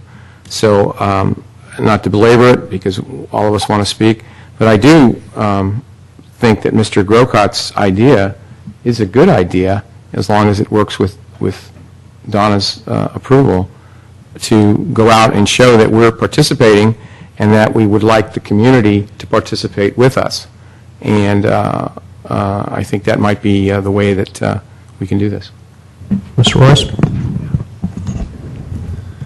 So I have an expert at home, my wife, that works with kids. She's an expert in working with kids. And if I could summarize her thought would be, you know, kids need attention. And they need it year after year after year, and it does work. Or the other way to put it, if you don't give them attention, it doesn't work, which is ugly. So I'm, you know, all these years I've been a strong supporter of our healthy cities. And the only issue I kind of relate to other council here, and this is the weakness I have, being a financial guy, I want to dive into, well, we're 43,000 short. Well, how much does it cost to run? Well, can we run it with a director at halftime and use 2 volunteers? Can we cut costs with this? Can we go get more money from the, you know, we're well beyond, we could talk another 2 hours about how to manage it. I think Donna has done it long enough to know what's best, and I think she's flexible to make some changes, because I think there are some changes that need to occur. But as it reflects my statement here, truly a supporter of the program. The amount to me is a little bit unknown. Let's do what we think is a right amount, but it's not going to be a part of it balancing their fund. It's just there's a lot of items that still need to be worked out. In fact, we're 2 or 3 months into the year already with the program. And are you're not hired back yet? You're not paid for any of this, right? But you will be, with the 501c3, you will become a director. Donna, excuse me, if you're going to speak, you have to speak at the microphone. I'm sorry. Okay.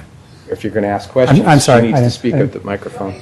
Yeah, just to answer that one. So when will you kick in as the director for the 501c3? When we raise enough money. Anyways, okay, great, thank you. So anyway, that's where I am. Okay, Mr. Grocott. Well, I was just going to say to Mr. Royce's comment about kids need attention, I've been married 3 years now with some children. I hadn't noticed that they need attention. Just kidding. They need a lot of attention. You're right.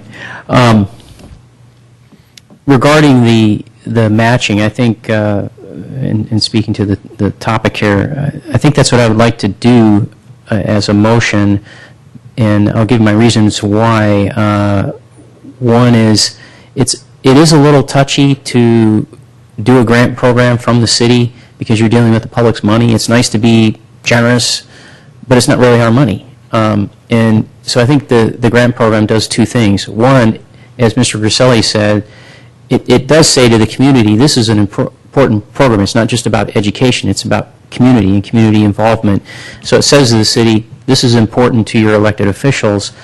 We want to take the lead on this, but we don't want to do the whole thing. We want to see if you're if you vote with your dollars, essentially, and show us that you're interested in this program, then it shows us that we did the right thing. And then I think we can adjust that as the years go by. If we continue to do this, maybe we do if you come back for 10, or excuse me, for 20, then we do a 10-10 program and see if that works. The second reason I bring it up is because I think it gives some direction to staff.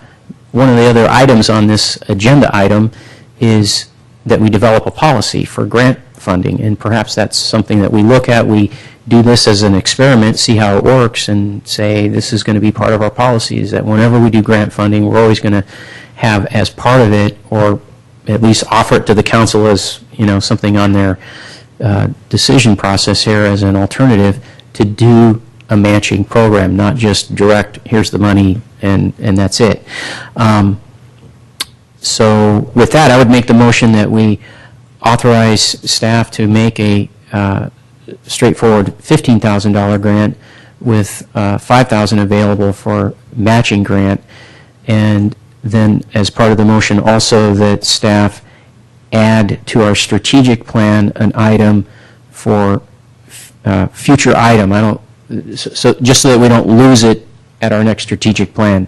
I'm not asking that we do this between now and the next 6 months, but that we earmark it on our strategic plan for the next time we meet so we don't lose the topic. Okay, is there a second? I'll second the motion. Okay, so now we'll discuss, well, I haven't spoken yet, Mr. Lewis, so you can wait 1 second. I'm just going to echo everyone's thoughts. There's no reason for me to pile on. I've enjoyed being a tutor in the Healthy States tutoring program. Last year I thought I was too busy, didn't want to be a tutor, but the teacher I tutor for is my 4th grade teacher, so there's no saying no to that. So I'm stuck. Mrs. Vandor? Mrs. Vandor is my 2nd and 4th grade teacher. My kid's teacher. Yeah, and she's still there. Small world. So I'm in the program for as long as Ms. Vandor is around, so that might keep her from retiring. But yeah, no, I think my only question is with what was proposed, and maybe I'll ask you, Mr. Gorka, what does it mean when you say a $5,000 grant? Does that mean if Donna raises another $5,000, we give her that? What's the match? I guess it would be that, that's a good question. I would think for every dollar they raise, up to $5,000, we'll match it. Okay. I think that's the way that works. Okay, Mr. Lewis, did you have some discussion? Well, I did. I just wanted to have, because I didn't talk about the general policy thing. And number one, it'd be good to talk about the strategic meeting. I don't know whether or not we need a policy about these things necessarily. Sometimes we can over-policize. I would say, though, that we could maybe, and maybe this is essentially that, but some core criteria for discussion, if council felt like we did, would be, I think it'd be important to see what the operating expenses are, and understand, how the money's being spent, which, and then the other thing would be a list of current donors, so we know who else is supporting the organization. So those kinds of things. I'm sure there are others. Leave it to council and staff to also add to that. And Mr. Lewis, just to push back a little bit on the policy thing, I think that would be a great thing for us to have for staff, Because if staff gets grant requests, they need to have a barometer and say what comes to the council, what doesn't. And I also think they need a timeline of when we will accept grant requests. I mean, this one's just, it's one of those things that triggers something else, but I think it would be preferable for staff, for us, if we're going to do grants, they come before our budget season. Or we budget an amount that we're going to grant out, and that's what we play with. Yeah, maybe that's another way to approach it. One thing is we're all familiar with this program. It's a program we used to fund. It's sort of coming back to us, an opportunity to fund thanks to the efforts of the board and so forth. I guess I also think that we need to be careful as a city as soon as we have a policy for that. We could do a lot of, Bob maybe can speak to this best, being on the board that he's on, is that we may get tons and tons of requests. It could take a lot of staff time. So by establishing the policy, we're also establishing that we're open for, stores open for applications. And I just don't know whether or not we're capable of responding to that. It's not for lack of need of kind of core criteria by which we need to sort of analyze. So, if I may, Mr. Mayor? Yeah.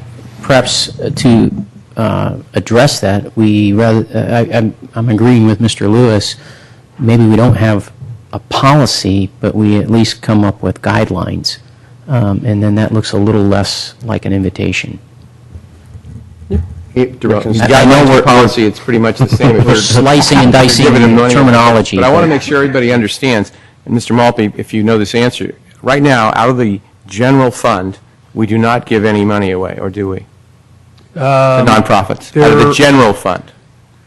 Out of the general fund, I believe we do. They're smaller dollar amounts in the neighborhood of $2,000 to $3,000. One is to the County Youth Jobs Program that comes out of the council's budget. I believe we've kept that in the budget the last couple of years. It's I think you cut it in half. I think originally it was $2,000 a year. I think it's down to $1,000 a year. And then I think there's another grant to one of the housing endowments. That comes out of redevelopment. Out of redevelopment. Okay, so just the youth jobs out of the... Right. So really, in effect, at this point in time, there's two.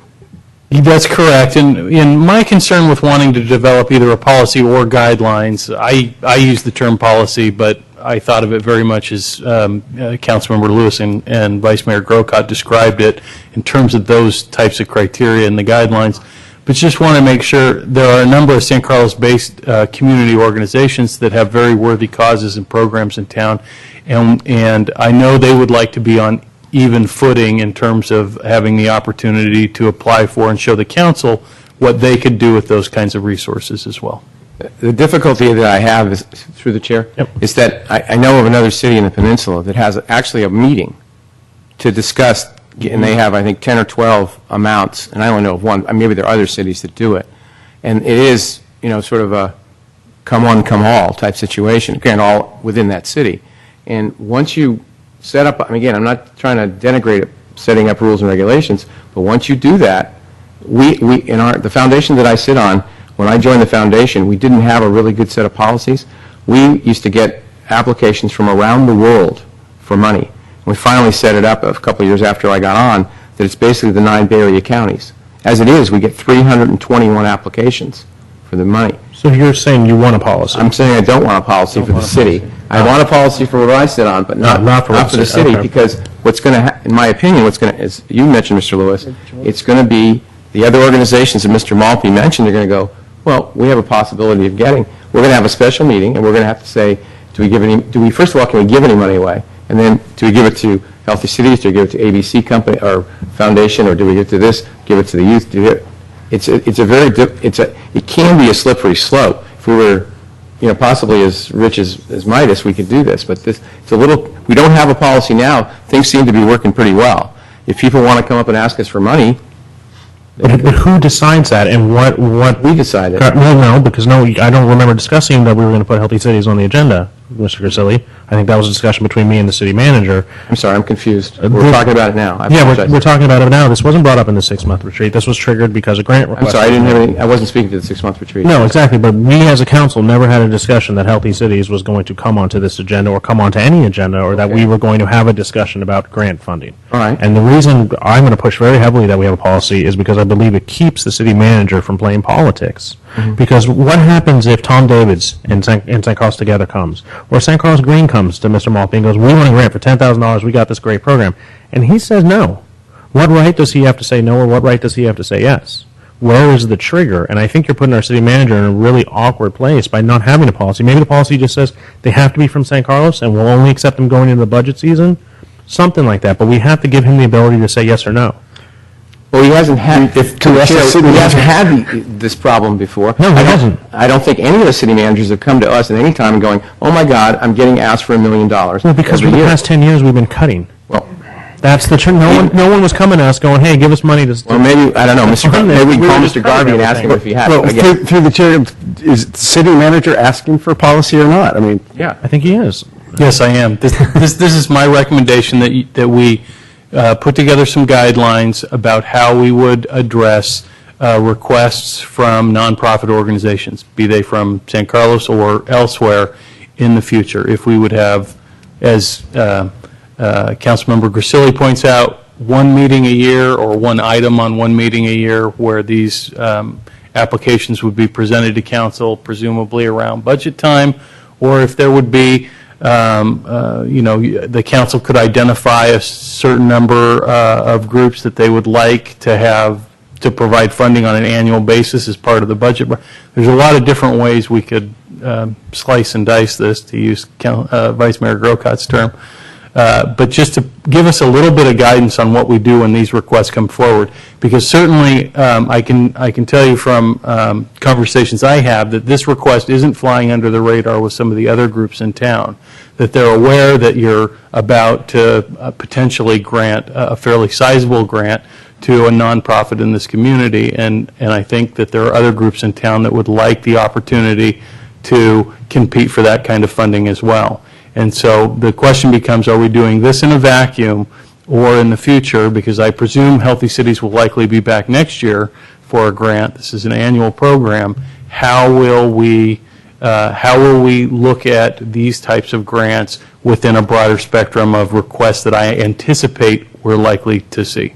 And just to add something through the chair, because there was a comment about, when have we last seen these requests, and I think the council is right. We used to get these requests annually before we started cutting the budget 10 years ago. And back in the day, we did have a policy, and the policy, and I'm not suggesting this should be the policy was that the various nonprofits went to the various city departments and asked to have their proposal put in the city budget. And the theory at the time was that if a nonprofit could get past that bar, in other words, a program like one of the examples used to be suicide prevention, which was in the police budget. And the thought was that if a specific department thought the program was worthy enough, then obviously it was worth bringing to the city manager and ultimately bringing to the city council. But there was, in fact, a policy. So I would concur with the city manager's recommendation that now that you're potentially on the verge of granting the first request in a long time, I'm sure there will be more, and it would probably serve you well to have a policy, whatever that might be. I have a question. Mr. Gilbert? This is for the city attorney, I suppose, to wordsmith this. We jested up here the difference between policy and guidelines, but legally, is there any difference between having guidelines versus a policy? My impression is that there is probably not much of a difference between the two, because you're using both to measure the application against. And I think it occurred to me in your discussion, just if I may add something, that there's two different elements of what you're talking about. First of all, the legal threshold question is when you donate to a nonprofit or you give a grant, is you have to identify a public purpose for that. So that would be the basis for your policy on how you're going to evaluate. That'd be your start point. And then you've got two elements to that. One is the guidelines or policy with regard to how you're going to evaluate an application and under that legal standard. And the other is process. How do we want to process an application? Is it, as the mayor suggests, we want to see them all at budget season and make sure we can make a decision on the amount that we're willing to provide globally to nonprofits and consider them all at the same time, and then use the criteria how you're going to evaluate them then, or those are all things that you can discuss as suggested by the motion, at your future strategic plan.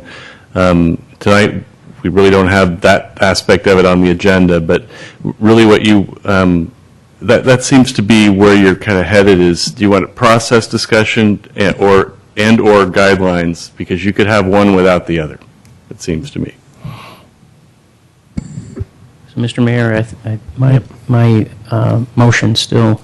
Okay, and your motion, sorry, it's been a while. It's not changed. 15,000 with a 5,000 matching grants, and then for us to propose, to discuss at the city strategic plan some sort of policy/guidelines, right? Yeah, for a future council meeting. Exactly. Okay. And then just because I won't be a part of that strategic plan, I would just say the sponsoring department's, I think, a nice core criteria to have in there. Not necessarily absolutely needing one, but certainly as a criteria for evaluation. If a department comes forward and they have a sponsoring department, that would speak to it. Okay, Madam Clerk, was there a second on? Yes, there was. Okay, so is there any other discussion? All right, let's take the vote. Councilmember Grisilli? Yes. Councilmember Grocott? Yes. Councilmember Lewis? Yes. Councilmember Royce? Yes. Mayor Klein? Yes. Okay, moving on to item 9B, consideration of adopting an urgency ordinance authorizing an amendment to contract between the Board of Administration, California Public Employees Retirement System, and the City of San Carlos. Ms. Mendenhall, welcome back. Good evening again. So before you tonight is an urgency ordinance authorizing an amendment to our contract with CalPERS. At the last council meeting, council adopted a resolution of intention and introduced an ordinance to adopt a contract with PERS for our fire employees, establishing a 2% at 50 pension formula. The regular ordinance approved on September 26 requires a 30-day wait period before it can be implemented. Under CalPERS rules, after 20 days, council can approve an urgency ordinance establishing that the pension contract be effective immediately. Since our contract provides for 100% prior service, our employees will have pension service credit retroactive to their hire date or no loss in pension coverage. Also on September 26, council approved a resolution electing to be subject to PEMCA, which added the fire sworn employees to the city's CalPERS health plan. Although the PEMCA resolution has an effective date of November 1st, the PEMCA resolution cannot be effective until the first day of the following month after the CalPERS ordinance is in place. Adoption of the urgency ordinance tonight will ensure that our employees have health coverage effective November 1st. The urgency ordinance requires a 4/5 vote for adoption. I'm happy to answer any questions you may have. Are there any questions?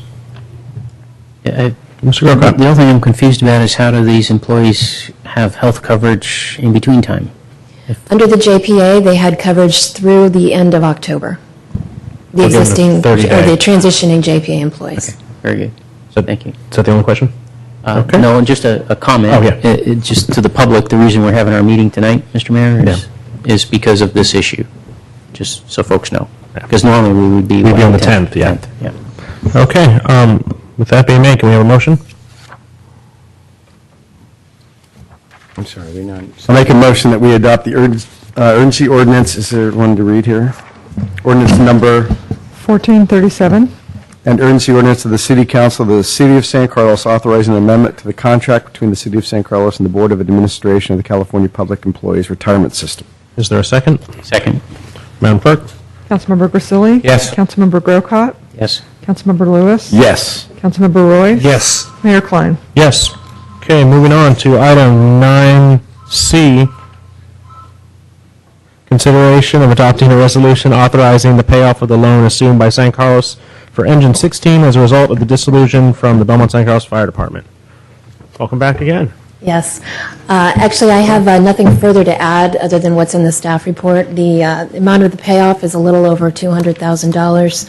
And as we did discuss in the budget study session, all one-time costs associated with the dissolution will come from the prior year's fund balance. Okay. Are there any questions? Seeing none, is there any discussion? Seeing none, can we entertain a motion? I'll make a resolution number 2011 96. authorization of the City Council of the City of San Carlos to pay off a loan for Engine 16 assumed as part of the dissolution of the Belmont San Carlos Fire Department. Is there a second? Second. Madam Clerk? Councilmember Grisilli? Yes. Councilmember Grocott? Yes. Councilmember Lewis? Yes. Councilmember Royce? Yes. Mayor Klein? Yes. Okay. And with that, that ends the 5-0 portion of our night. We will start at 9D, consideration of setting a public hearing on December 12, 2011 to consider increased 2012 rates for residential and commercial solid waste collection services pursuant to Prop 218. Never know. Gotta have a little fun up here, Brad. Oh, yeah, you got a little fun.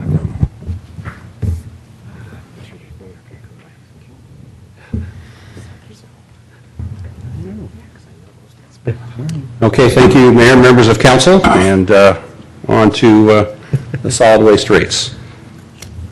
First, I wanted to give you an overview of the solid waste process and the rates. Each year, we come to the council to talk about the solid waste rates. They're designed to cover the annual cost of providing garbage and recycling service to all the residents and commercial businesses in San Carlos. The role of the South Bay Waste Management Authority, SBWMA, is to review the request by the companies for compensation and then develop recommendations for the SBWMA to approve and then recommend to the member agencies. This year is a little different for a couple of reasons. Number one, as we told you earlier this year on the 2011 rates, we're changing providers. We used to have Allied Waste and Republic that provided all of the services. They both did the collection of garbage and recycling, and they also ran the transfer station and the recycling recovery facility. Now we have two vendors. Recology does the collection, and South Bay Recycling does the MRF and the transfer station. In terms of compensation, we also have a change. Allied and before them BFI had a so-called cost plus contract where they received all of their costs plus a guaranteed profit margin. There was an annual rate setting process, and they had what was called a balance account where any amount that was not covered by the rates in one year could be transferred to a following year with interest, and that account could be rolled for as many years as one might like. And as you'll see in an upcoming slide, that's created some difficulties, particularly for some of our neighboring cities. In Recology, the format's a little different. There's a fixed price contract based on an index. There's an annual rate setting process, and there's also what we call a deferred true-up, which is the difference between the revenue collected and the costs roll to the following year, and they can either be paid up in that year without interest or roll to a further year with interest. In terms of what we're looking at for 2012, and again, this is very similar to what you saw last year, as I mentioned in 2011, for the next several years as we transition from one provider to another, we're in a bit of a transition period where we're going to be paying costs for both the former provider and the current one. And as you'll see in this chart, I've divided this up into two categories, what's called the so-called rate requirement and what we're calling the total impact. And you can see here the range of potential rates for 2012. It's obviously up to each governing body to decide how much of this rate to impose in 2012 and how much to roll over with interest. As you can see, the total impact ranges from minus 15.6% in the North Fair Oaks portion of the unincorporated county all the way up to 52.4% in Hillsborough. In terms of the required rate, there are basically two components. One are the changes in the year-to-year Recology costs. In San Carlos's case, that's gone up by 5.3%. The second column is the so-called Allied wrap-up cost. This is to pay off the balance account. And the council will probably recall that in setting this year's rates, you were given the choice of paying off those costs in 2011 or paying part of them in 2011 and part of them in 2012. And the council decided to front the money to keep rates a little lower in 2012. And as you can see by the numbers, that's exactly how it's worked out. In other cities and it's roughly 50-50, as you'll notice, roughly half the cities fronted the number, the other half did not. And you can see the cities with the largest rate increase, people like Belmont, Atherton, Hillsborough, Menlo Park, East Palo Alto were the ones that did not front the money. And then we have the true-up percentage, which in our case is 3.6%. That's the portion that you have the option of paying in 2012 without interest or rolling for a year with interest, which is roughly 4%. And so this is an overview of the rates for 2012 and the various factors which were detailed in your staff report. Some of the factors, and we'll go into some of these in a bit more detail, We had a shortfall in revenue due to the so-called cart migration, which we'll talk about in a minute. There were the increases in Recology's collection costs. There were increases in disposal fees and costs, which are basically the South Bay recycling component of the rate. There was a slight reduction in franchise fees. I was able to reduce the city's portion of the fees. There were a couple of fees that were projected in the new franchise that we turned out not to charge, and so we've deducted those. That's why there's a slight drop. The city also received a slight credit for organics. As you probably recall, we started that program 2 years early, and so we purchased some of those materials in 2009, and that's the reason we have a savings there. And then the franchise fee on the adjustment. As I noted before, the 3.6% true-up is the difference between the amount billed this year and the actual costs. That's optional to the council whether you want to impose that in 2012 or you want to roll it over to 2013. And again, what's significant in the San Carlos rates in 2012 is because the council decided to front the money for Allied payoff, you do not have any component of that in your 2012 rates. Let's talk a little bit about the cart migration. San Carlos saw this factor a year early in 2010, and the reason for that is, as I mentioned before, was the early start of the organics program. What has happened is as we have offered people or our customers both the organics recycling and more recently the weekly recycling service, what we've seen is a dramatic increase in the amount of recycling, not only in San Carlos, but now as of January 1st, all of the agencies, because of January 1st, now all of them have organics, which they did not have up until this year. And so we've seen quite a bit less garbage going to the landfill across the SBWMA. It's been almost a 20% drop, and recycling in residential accounts is over 30% to the positive. And that has a couple of effects. Obviously, good news to the residents because as they lower their can sizes, they see, even with rate increases, they see an actual dollar reduction as they downsize their service. But it also means that we end up with less revenue each year than we initially projected.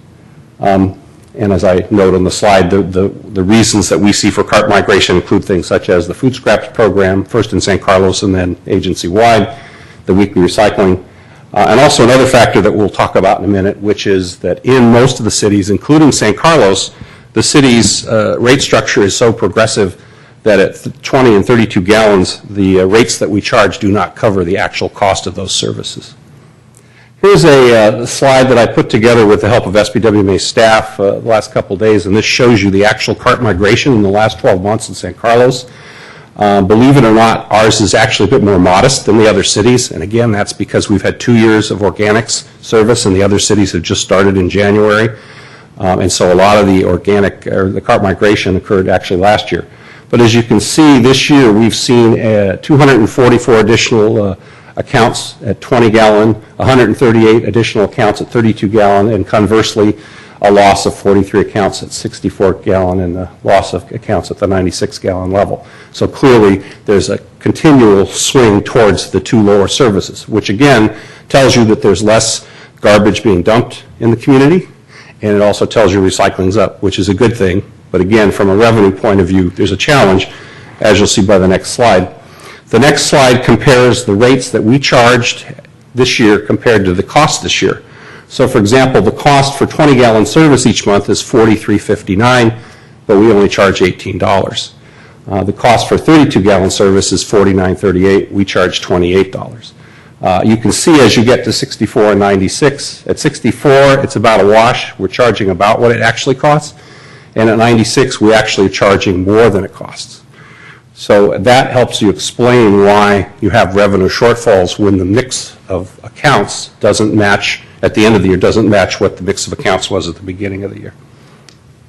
Attachment Q, we talked about this last year and wanted to also highlight this again this year. These are the sort of optional or unscheduled services as they're called in the franchise.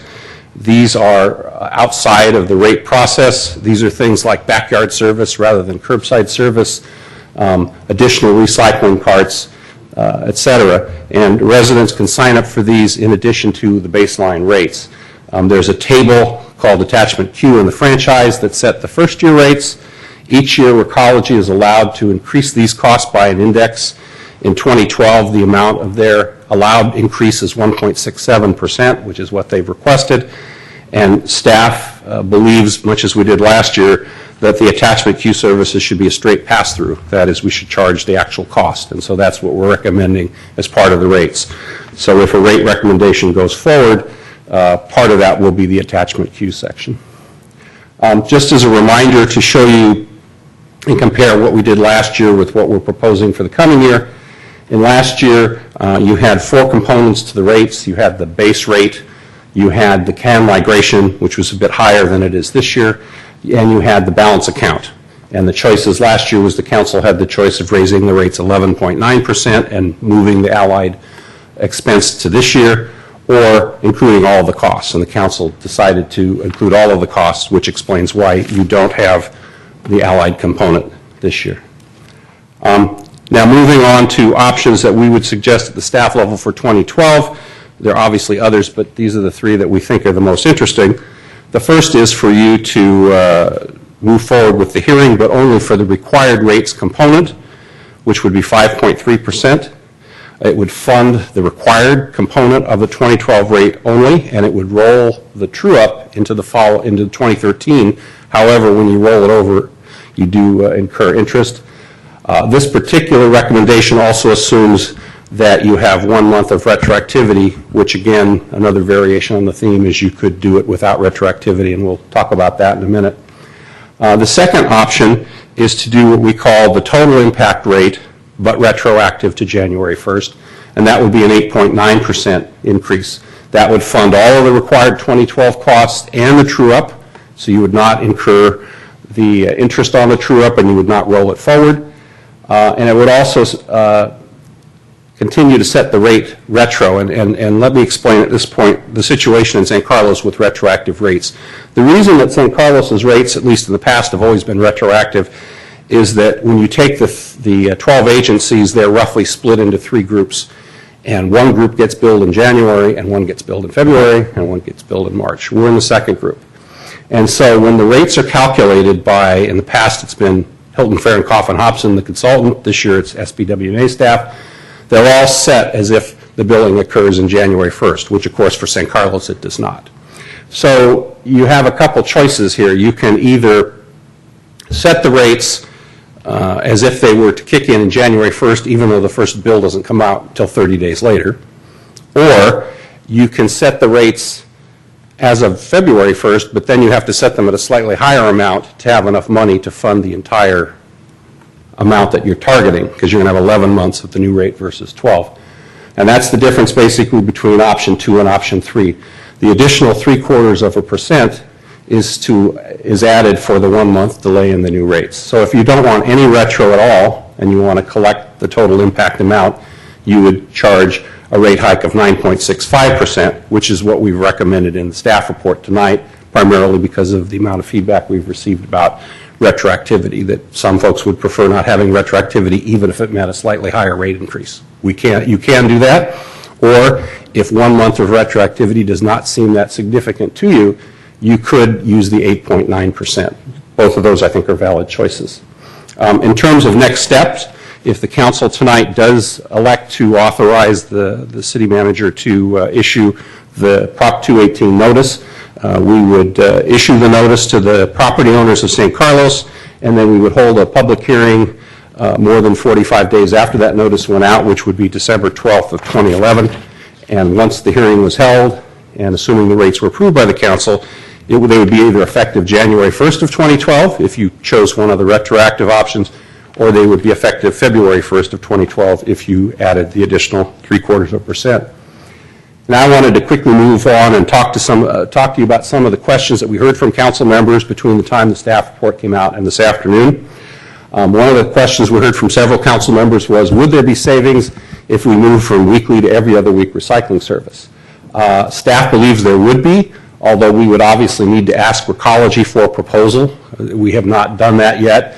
I think that my guess is there would be some reduction, but I don't know that it would be a major reduction, primarily because Recology has just started new service. They've ordered a whole new fleet of trucks, and they have other startup costs that are amortized through their 10-year agreement.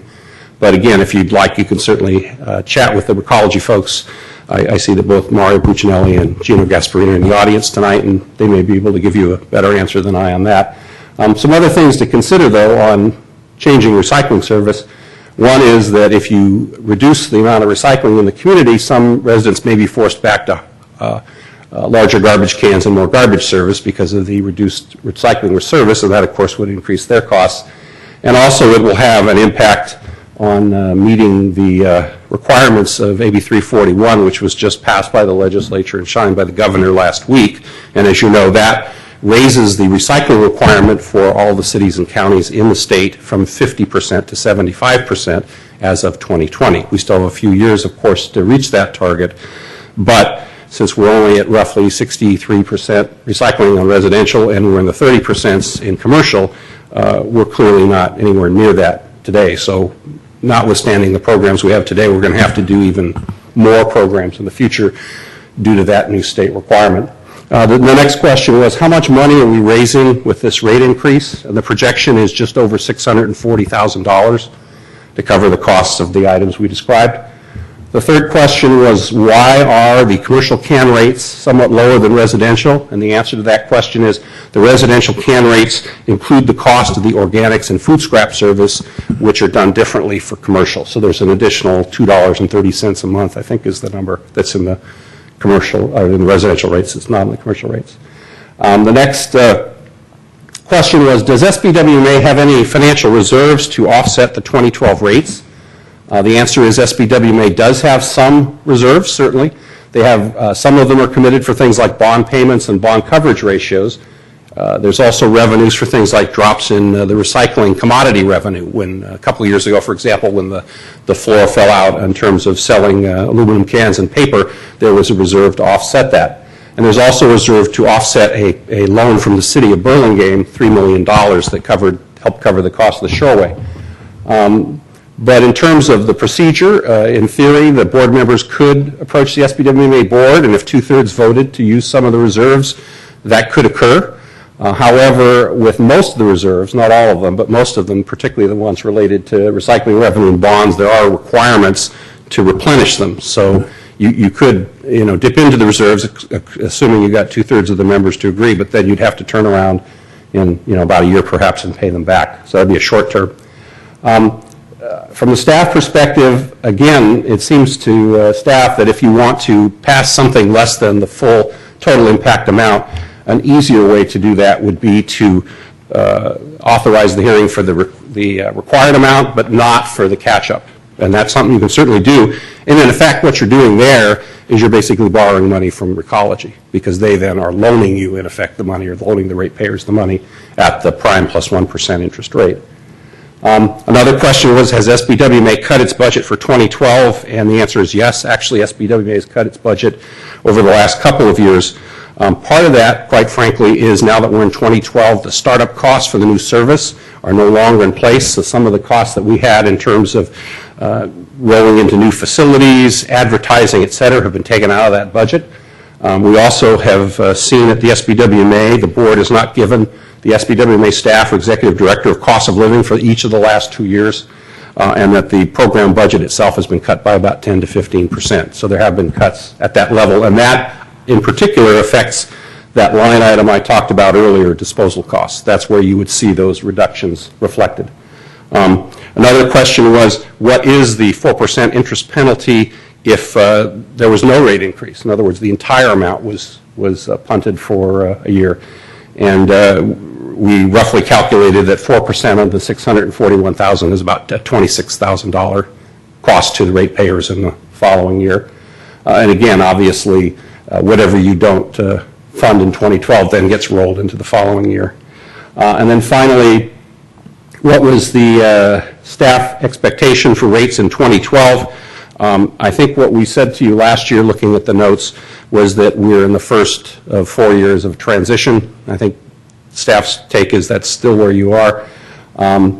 That hopefully what happens after 3 or 4 years is you'll start to see the return to the modest rate adjustments after that period. Some of the factors that you're experiencing in this period is the Allied payout, which obviously you paid this year, so San Carlos will no longer experience that. There was a new MOU that the Teamsters entered into last year, right before the contractors switched, which, due to the way the franchise was structured, we're responsible for the first 3 years. So that's a factor. And of course, the continuing cart migration, which we're already in San Carlos at least starting to see slow down a bit. And then, obviously, the third factor, what we said to you last year, is we believe that if you fronted the Allied payment, rates could be under 10% in 2012, and we did make that, but just by a bit. So with that, I'd be happy to answer any questions, and as I said, Cliff Feldman from SBWMA is here, and also Mario and Gino from Recology are here, and they can certainly feel free to ask them questions as well. Okay, any questions from council members? Mr. Wilcott? Well, first off, I just wanted to, Mr. Marshers was here earlier and made some comments, and I didn't do it at the time to keep us moving along, but he talked about noise in the neighborhood. That is an issue. I know I live downtown, same thing happens. And he talked about, we used to have no child left behind, and he talked about no trash left behind, and he's right. Again, in my neighborhood, I see that all the time. It is a problem. I'll have some comments later, but I did have some questions based on your presentation, Mr. Mora. Okay. You talked about food scrap program and how much additional is paid, about $2.40, I think you said, is added to the rate. So how do we know the percent of food scrap participation? We've got how many residential clients, and what's the percent of participation of food scrap, and how do we know? Okay, well, the food scrap materials is put into the yard clipping container. I guess I'll turn to either Cliff or to the Recology folks. Do you have any flavor or sense of those green containers, how many of them have food scraps in them? Maybe Cliff has a Flavor of the food scraps are. That's good. All right, that's very good. I like that. Yeah, I can say that's a very good question. And short of doing a definitive empirical study, really lifting the lids, going house by house before the trucks pick it up, there's no way to know exactly how many residents are participating in that program, because I will tell you with certainty that the amount of food scraps that enter the residential green waste overall is a very small amount as far as weight goes. But from the information that we get, by and large, anecdotally, the residents very well receive that program, and it is well received. They like it. As far as quantifying the numbers on a week-to-week basis, we don't have that information without studying it specifically. How do you know you're going on empirical evidence that they like it, and where do you get that from? Anecdotal. Excuse me, yeah, they're very good. Anecdotal. Just from feedback we receive from residents, as well as how many did you receive feedback delivered from? to the transfer station. How many people did you receive feedback from? Oh, on an ongoing basis, I couldn't say for sure if I had received 2 in the last week or month or so, or 5. It's just an ongoing feedback we receive from residents. Okay, so thank you. Oh, sure.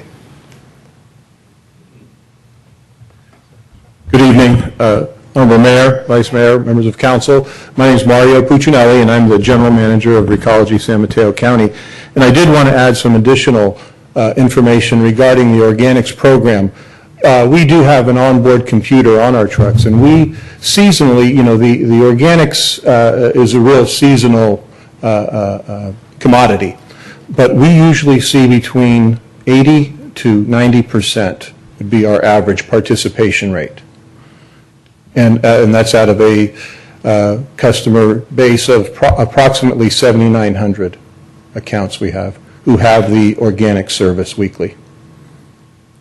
So there's 7,900 customers in San Carlos. Is that what you're saying? No, that's not what I'm saying. I'm saying there are 7,900 organic customers who have, there's probably more residential customers, but of the residential base, there's approximately 7,900 who have that service. Not everyone subscribes to, some have opted to opt out of the organics program. There's probably a handful, so the numbers aren't exactly apples to apples.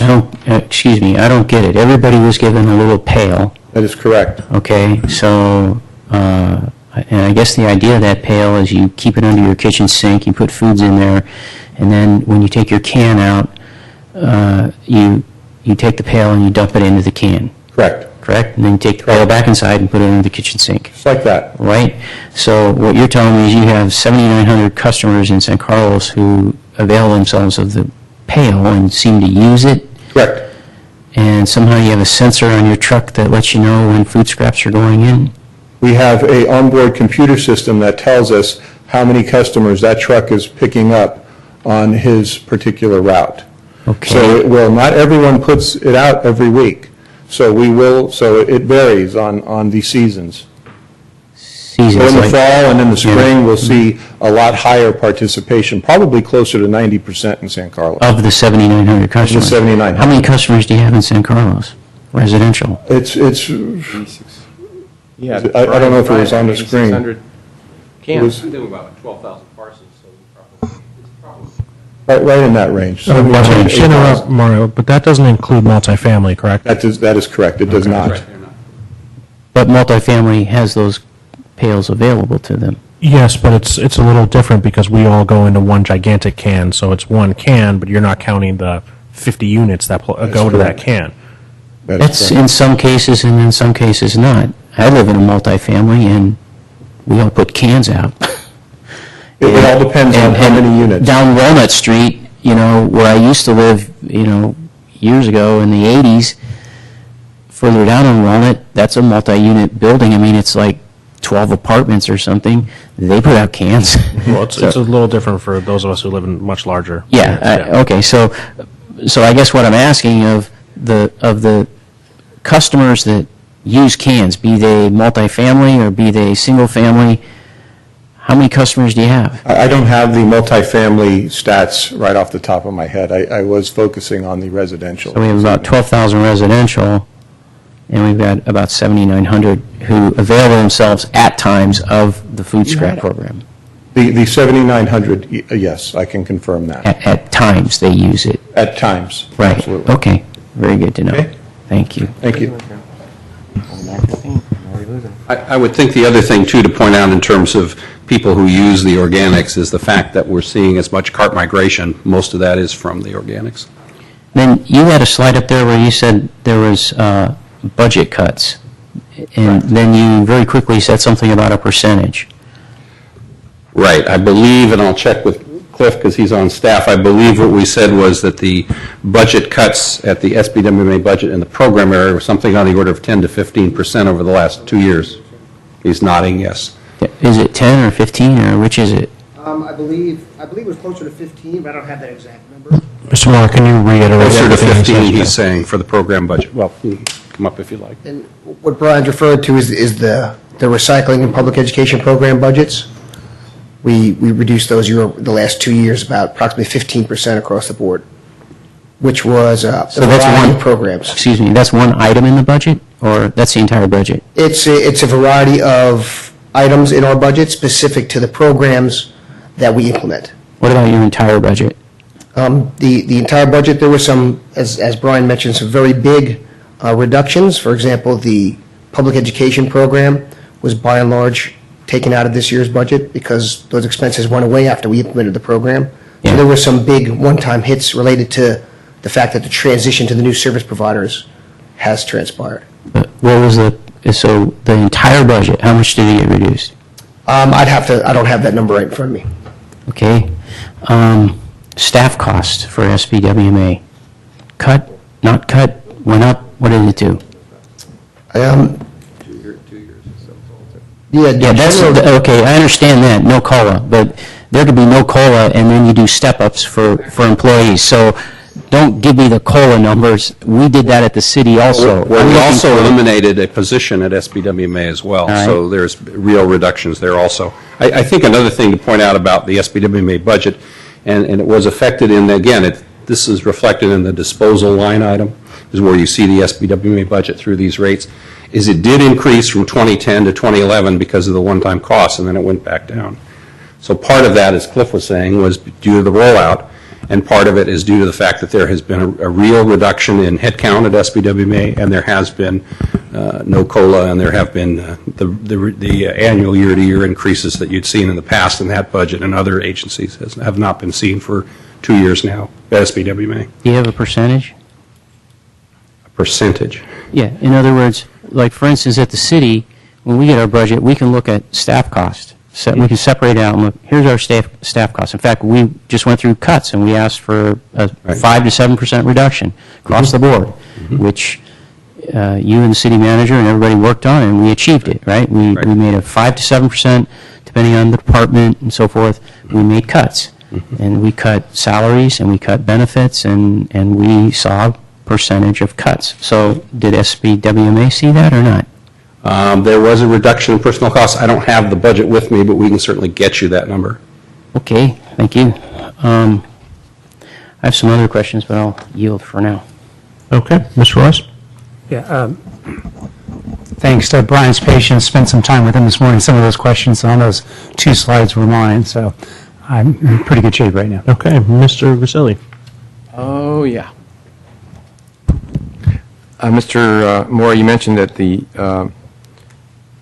interest savings would be $26,000 if we didn't raise any rates at all. Correct. But if we just raised them half, then it would be $13,000. In other words, instead of 9.65, if we rated them 4.8, or if we just raised them 3.6. In other words, what we're talking about is if we only did the 5.3, it would basically be about approximately $14,000 or $15,000 to 5.3 being about 56%. I'm trying to put that into dollars because percentage, I mean, we may say, okay, what's going to cost us $10,000, but it's also going to not have to raise the rates. That's why I was bringing that up. Mr. Grisilli, can I ask a question just so I'm... Sure. But if, so say one of Mr. Grisilli's hypotheses, we do half. So the interest only costs us $13,000, but that half we didn't raise gets added on to next year's. That's right, it rolls over. It rolls over. So we could, instead of maybe having like a 5 next year, we could have an 8.5 or whatever it would be. Yeah, it rolls over. Yeah, But I'm just saying, this was highlighted that we're going to have to pay this money. Yeah. If it's $100 million, that's a big number. If it's $5,000, maybe it's not so big. You know, I'm just trying to figure out a way maybe to flatten these things out. When we talk about, if I can ask, the 2011 estimated revenue reconciliation, you call it the true-up.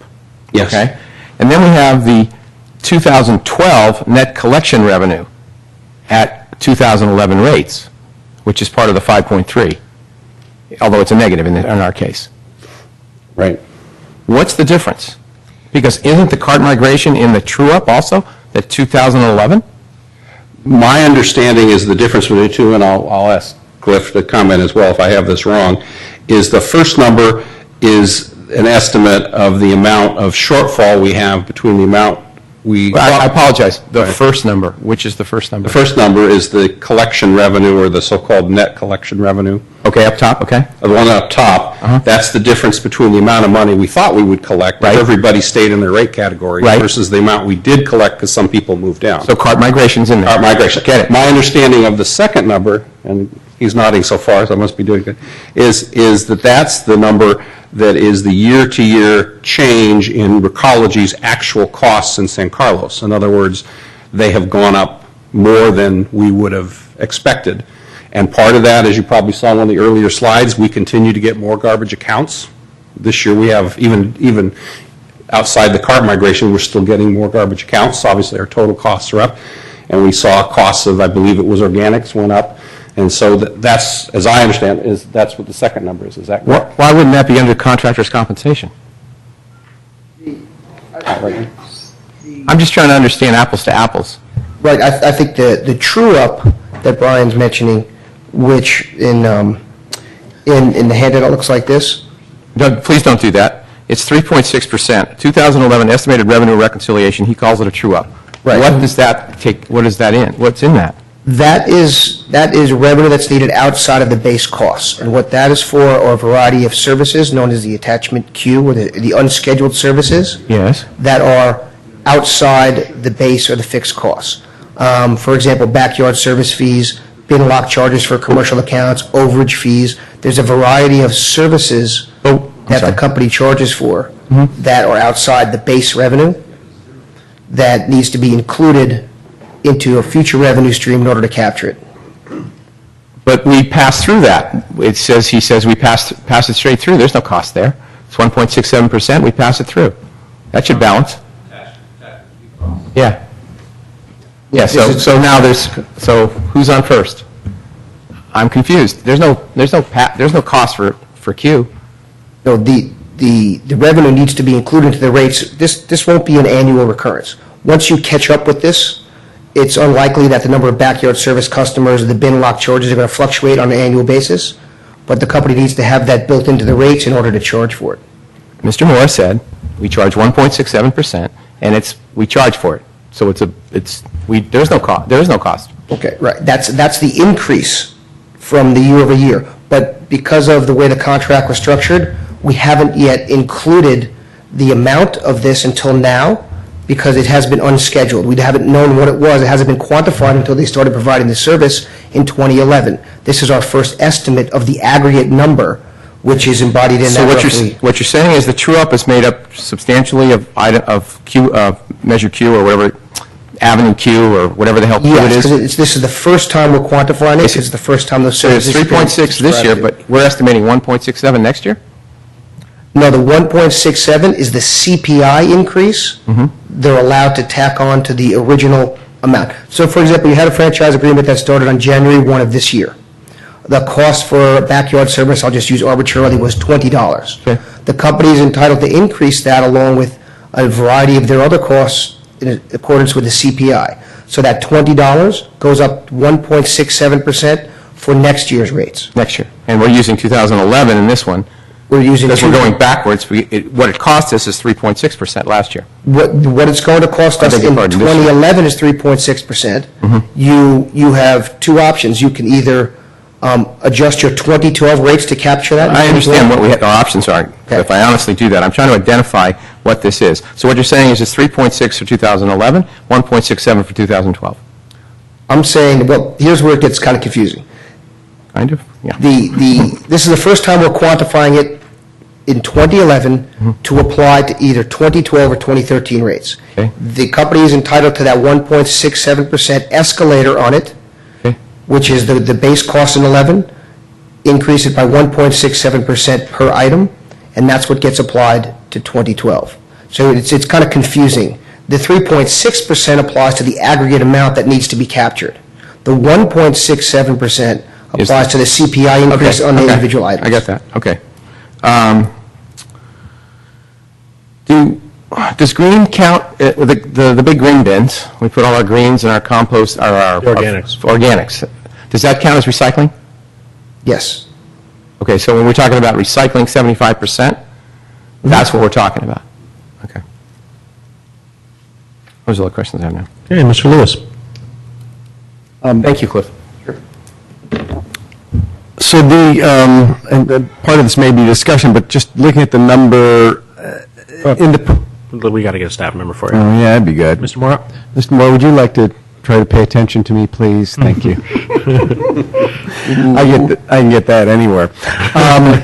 So the proposed rate change on the 20-gallon is plus $1.59, and the proposed rate change on a 32-gallon is plus $1.54.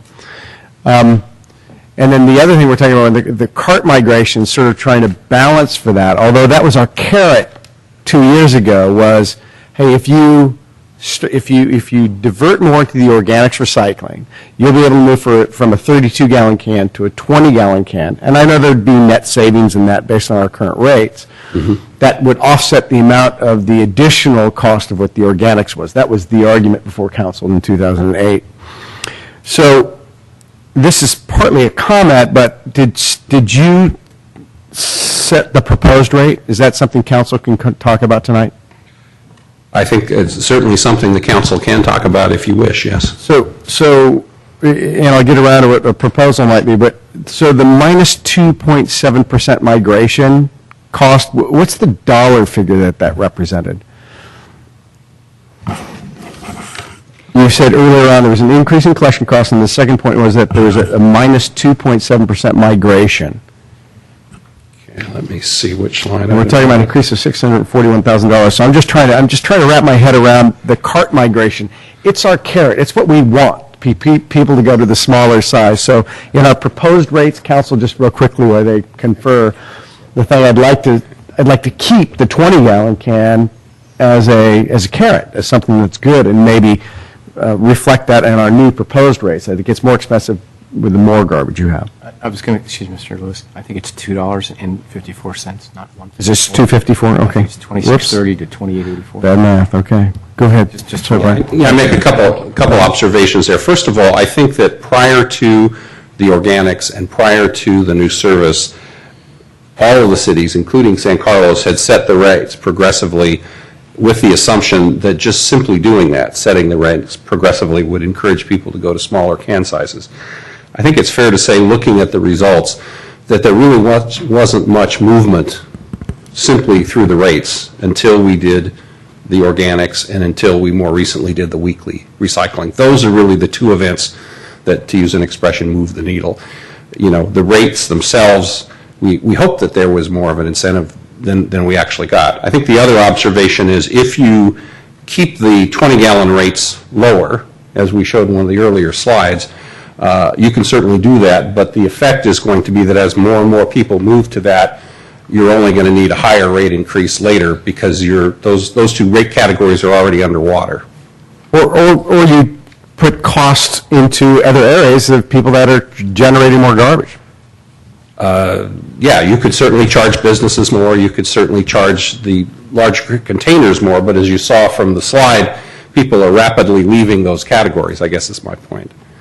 So you know, to me, as I look at the shifts, it's sort of like a good news, bad news situation. On the one hand, our recycling goals and our environmental goals are clearly being met, and it's very exciting on that level. On the other hand, from the need to collect enough revenue to run this program, it's challenging. So it's kind of a good news, bad news tale. Right, I guess I've also been the impression, perhaps it's just a general impression, that these two things wash, right? It's like the recycling company can make money off of this additional recycling. It's going to help offset garbage rates. It's certainly the impression we've put out. And that's included in the numbers, in particular the disposal number. The revenue from the recycling is in there.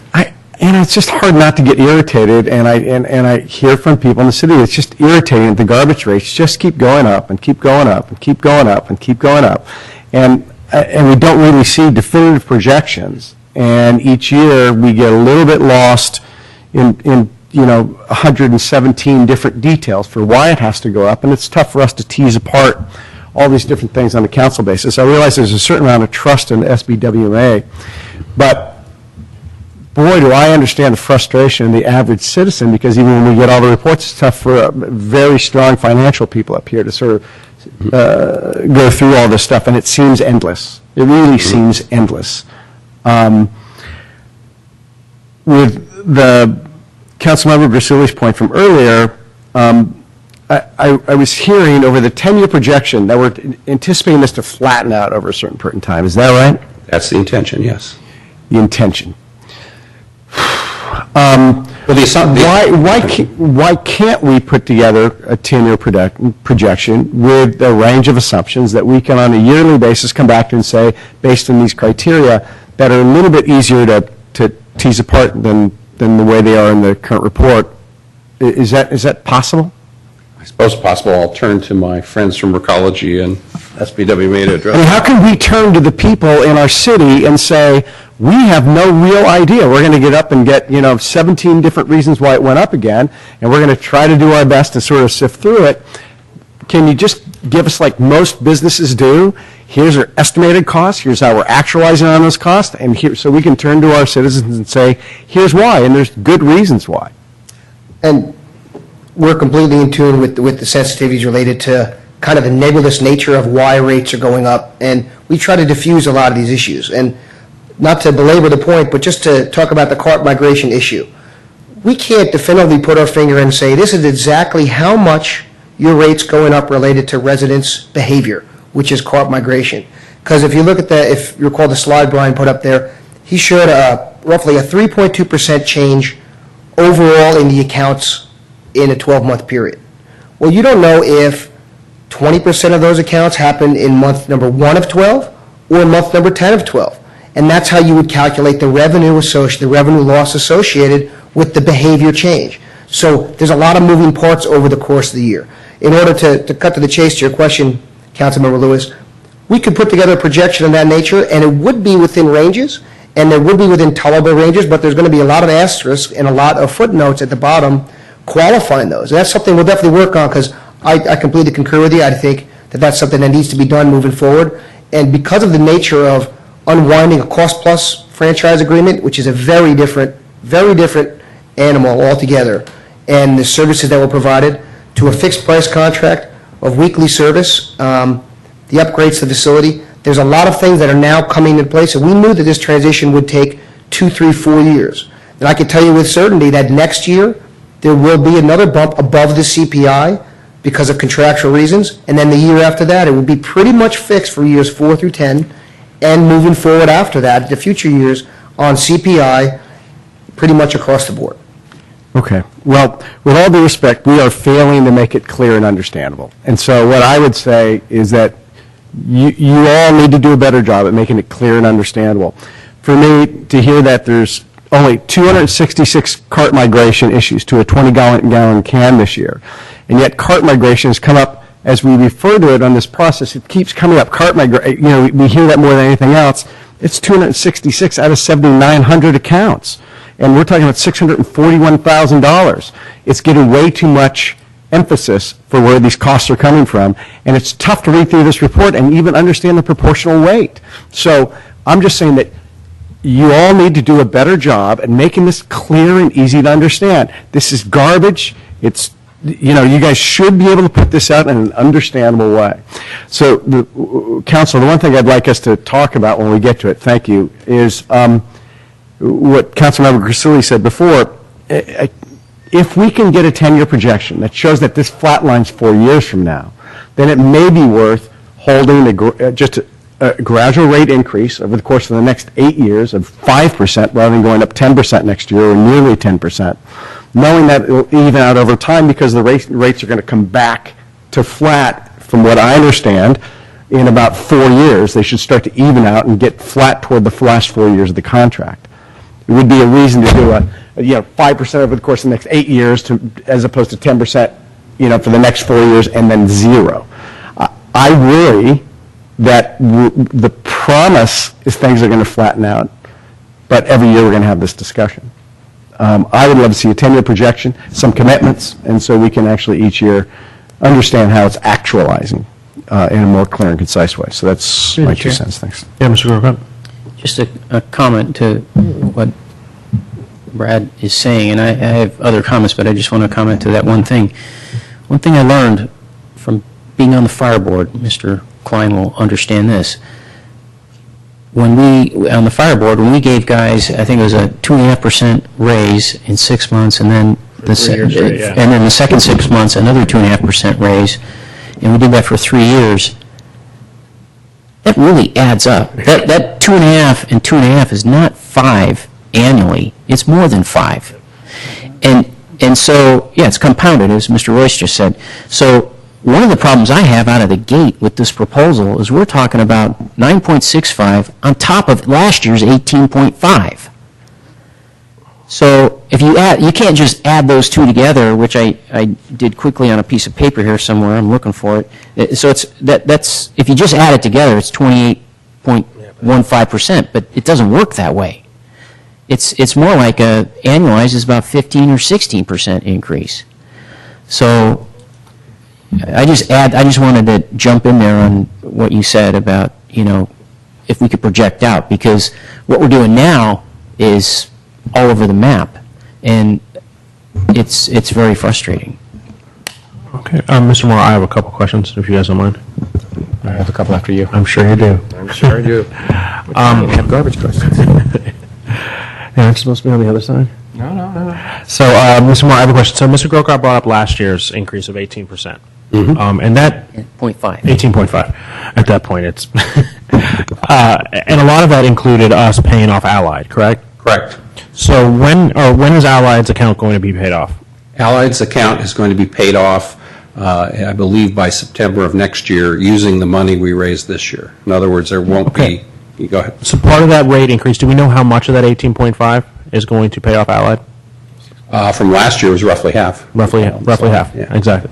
I know the answer to these questions, guys. I'm just asking them so people know. So roughly half was used to pay off Allied. So when does that disappear? If it's September, we're no longer paying off Allied. Right. We're still collecting that rate. Right. Where's that money going? That's right. As of 2012, it's going into the baseline revenue, as I understand it. Is that correct? Yeah. So the money we raise to pay off Allied will then be used to pay Recology. Correct. And we're still going to see a rate increase on top of that. Correct. Okay. So I'm pointing out that we half of that 18% raise was to pay off Allied, and then we're going to swing it over to Recology, and next year we're still going to see a rate increase on top of the fact that we're swinging over 9% to them. For 2012, yes. And again, obviously, the hope, I guess that's the right word to use here, is that once we finish out the cart migration and some of these other issues, that when we get to the only piece of the rate is the index, which is supposed to be around 2014 roughly, we should then be in the range of 3 and 4%. So hypothetically speaking then, I mean, and this, you have to bear with me on this, if we were to see this time next year a 5% increase, but that also includes the 9% that we were raising for Allied that gets carried over, isn't that essentially a 14% increase? Because we're no longer paying Allied with that money, we're paying Recology. Right. So that number for next year is kind of a misnomer. It's not really truly in effect what we're giving extra to Recology, we're giving them even more. But we just taken the money that we raised for another cause and sliding it over without having to increase rates. Right. Okay, just wanted to make sure everyone knew that. And then two other questions. Do you have questions on that, Mr. Grocott? Okay, I didn't mean to confuse anybody, but that's one of the things that's been bothering me. Do we have historical data on how much this cost 5 years ago, 10 years ago? We do, sure. Because I'm wondering, it's $18 right now for a cart, right? $18.03 for a 20-gallon cart. Mm-hmm. Where did that start 10 years ago? Do we know? I mean, is there a way at some point someone could get me that information? Because I'd like to see how much. I don't have it off the top of my head, but we could certainly get it for you, yes. Because if we're doing 5% a year historically, I mean, how did we slowly get to this $18? Well, I think historically the rates have bounced around a lot. Okay. I mean, in the cost plus days, I mean, there was a rate year about, I want to say 3 or 4 years ago where the rate in San Carlos was 0. There was no rate hike because we actually raised more money than the costs. But it fluctuated quite a bit. And I think the hope here is once we get past these first 3 or 4 years where we're dealing with all of these shifts of the rates, paying off Allied, et cetera, that once we get to the index, the hope is that it flattens out and indeed is hopefully more predictable than it was back in the cost plus days. Okay. A couple other questions. Are there any communities that make people pay the true cost of this? I don't believe there are, no. Okay, because I see that it costs $43.59 to pick up a 20-gallon cart, and we're only charging $18, and there's a lot of uproar about charging more. But you don't know of any communities where you pay the actual cost. We have the tables for all the communities. If I remember it correctly, I believe of the 12, there may be 1 or 2 where towards, and it's frankly similar to us, whereas you get into 64 and 96-gallon service, the costs are close. EPA. East Palo Alto pays? Okay.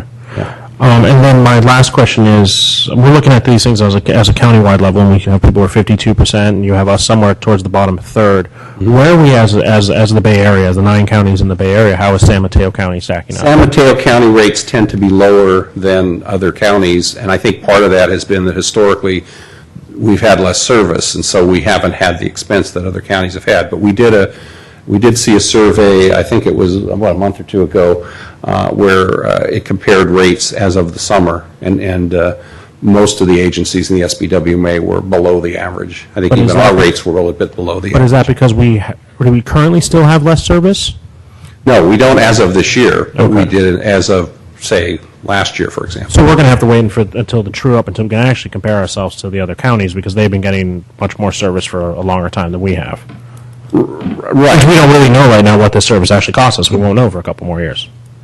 I mean, isn't that the theory behind the true up? Right. Okay. Right. Mr. Grisilli?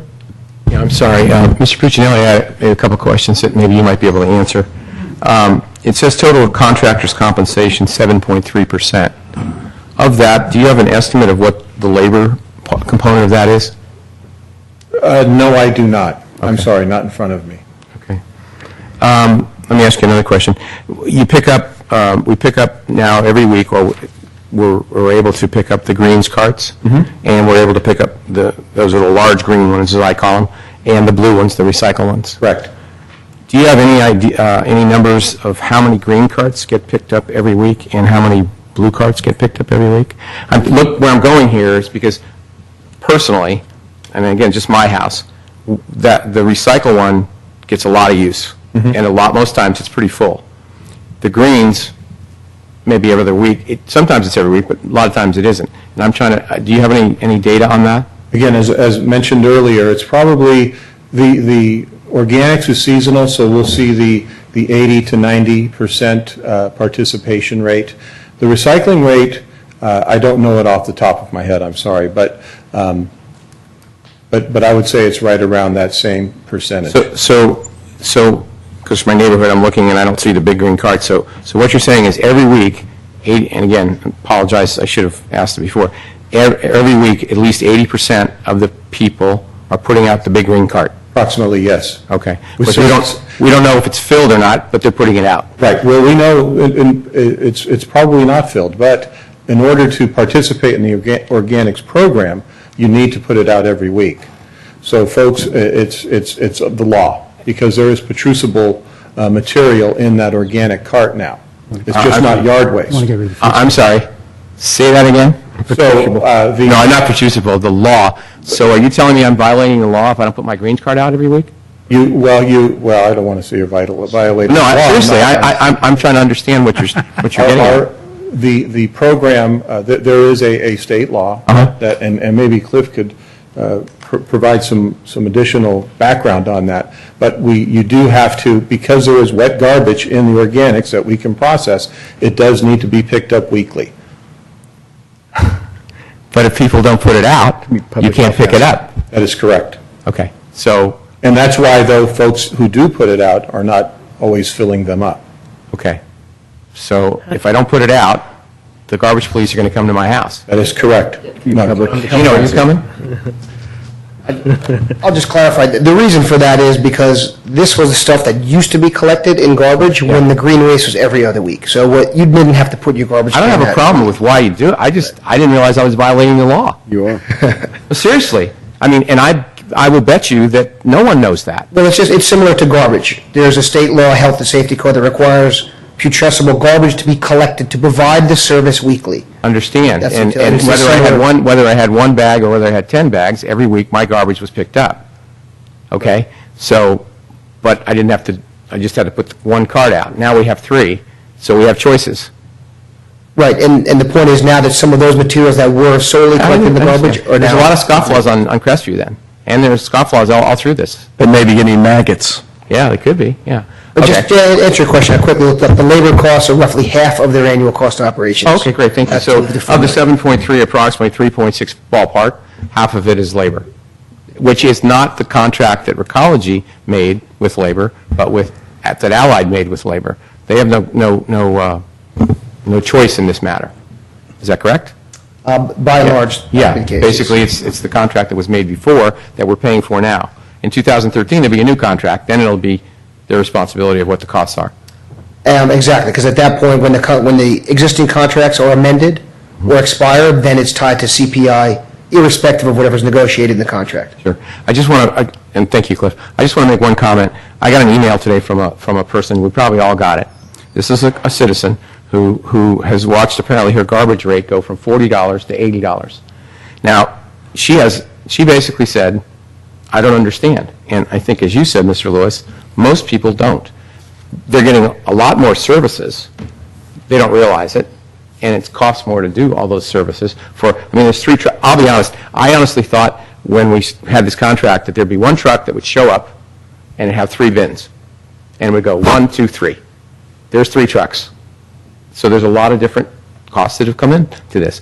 She had no concept of that. She just saw her garbage rate going up. And so I think the frustration level, as Mr. Lewis said, is and I'm not saying the public outreach was poor, but there's a lot of people that just can't figure out, and again, we're having difficulty trying to figure it out, how complicated it is. And I understand why, because of the transfer and so on, but I just want to make sure that we're not blowing smoke up here because we want to, cause trouble for you guys. It's unfortunate that the perception is getting ahead of the reality of what some of these costs are. So anyway, thank you. Do you have any more questions? No, I think. Okay, Mr. Grocott? I thought you had a couple left, right? Yeah, I do, and I need a clarification on the green bins, the Army green bins. You're saying 7,900 customers out of 1,200 use those, is what I'm hearing, and you don't really know of the ones who use them, how many are putting in just yard waste and lawn clippings and so forth, and how many are actually using them to include what you call wet waste or food scraps. We don't, do we know, that's what I was asking before, do we absolutely know the participation of San Carlos residents who use the food scrap program? As I responded earlier, short of going out and lifting each and every container throughout the city on a weekly basis and quantifying that, there would be no way to know. And we have not gone through the expense of doing that study. Okay, thank you. And I don't know who would take this question, but I am curious.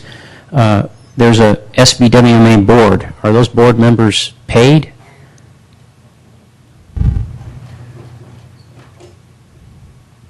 No, the SBWMA board members are not paid. Okay, and those are staff people from various cities, just so the public knows. That's correct.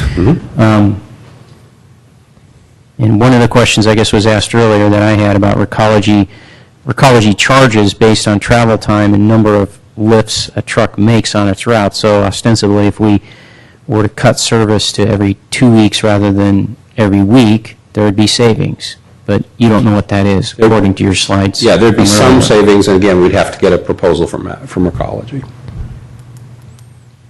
Why are we not seeing a savings? If we're sending less to the landfill, I don't see anything that shows that we get savings from landfill.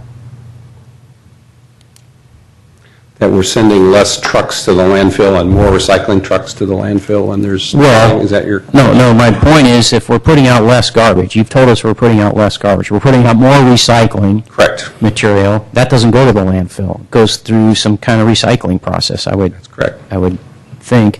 So if we're sending less garbage to the landfill, where's the savings? Well, I would imagine that the savings or the change in cost is probably explained by the fact that the landfill costs are only going up, I think in the report it says 1.3% or something like that, whereas the collection costs are going up much higher. Is that, Cliff has a comment.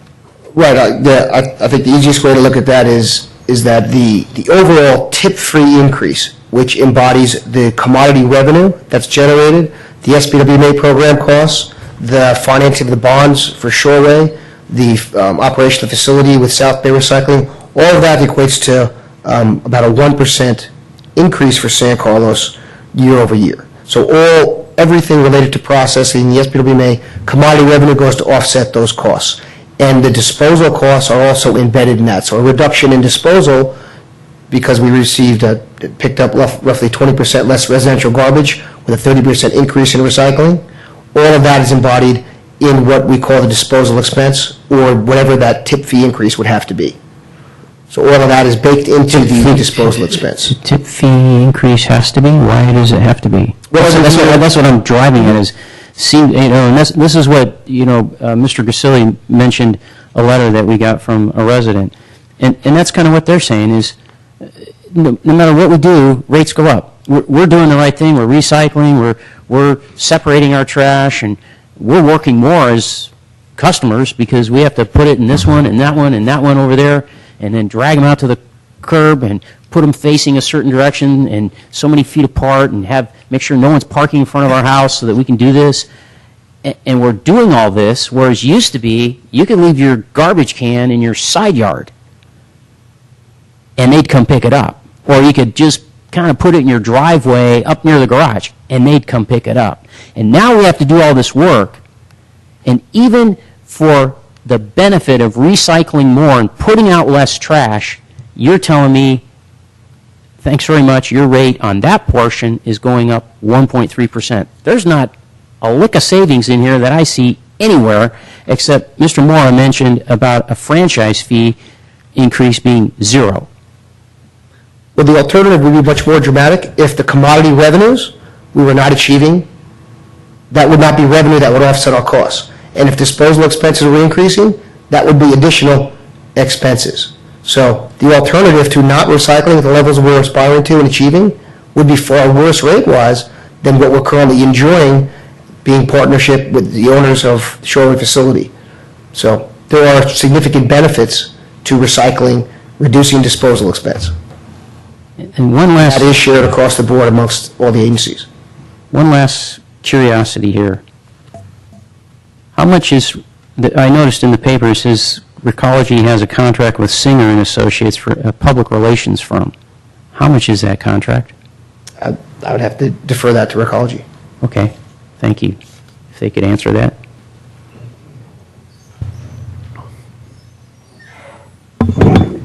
Vice Mayor, I don't have that information available. Singer and Associates has a long-term relationship with Recology out of our San Francisco operation, so they're helping us out.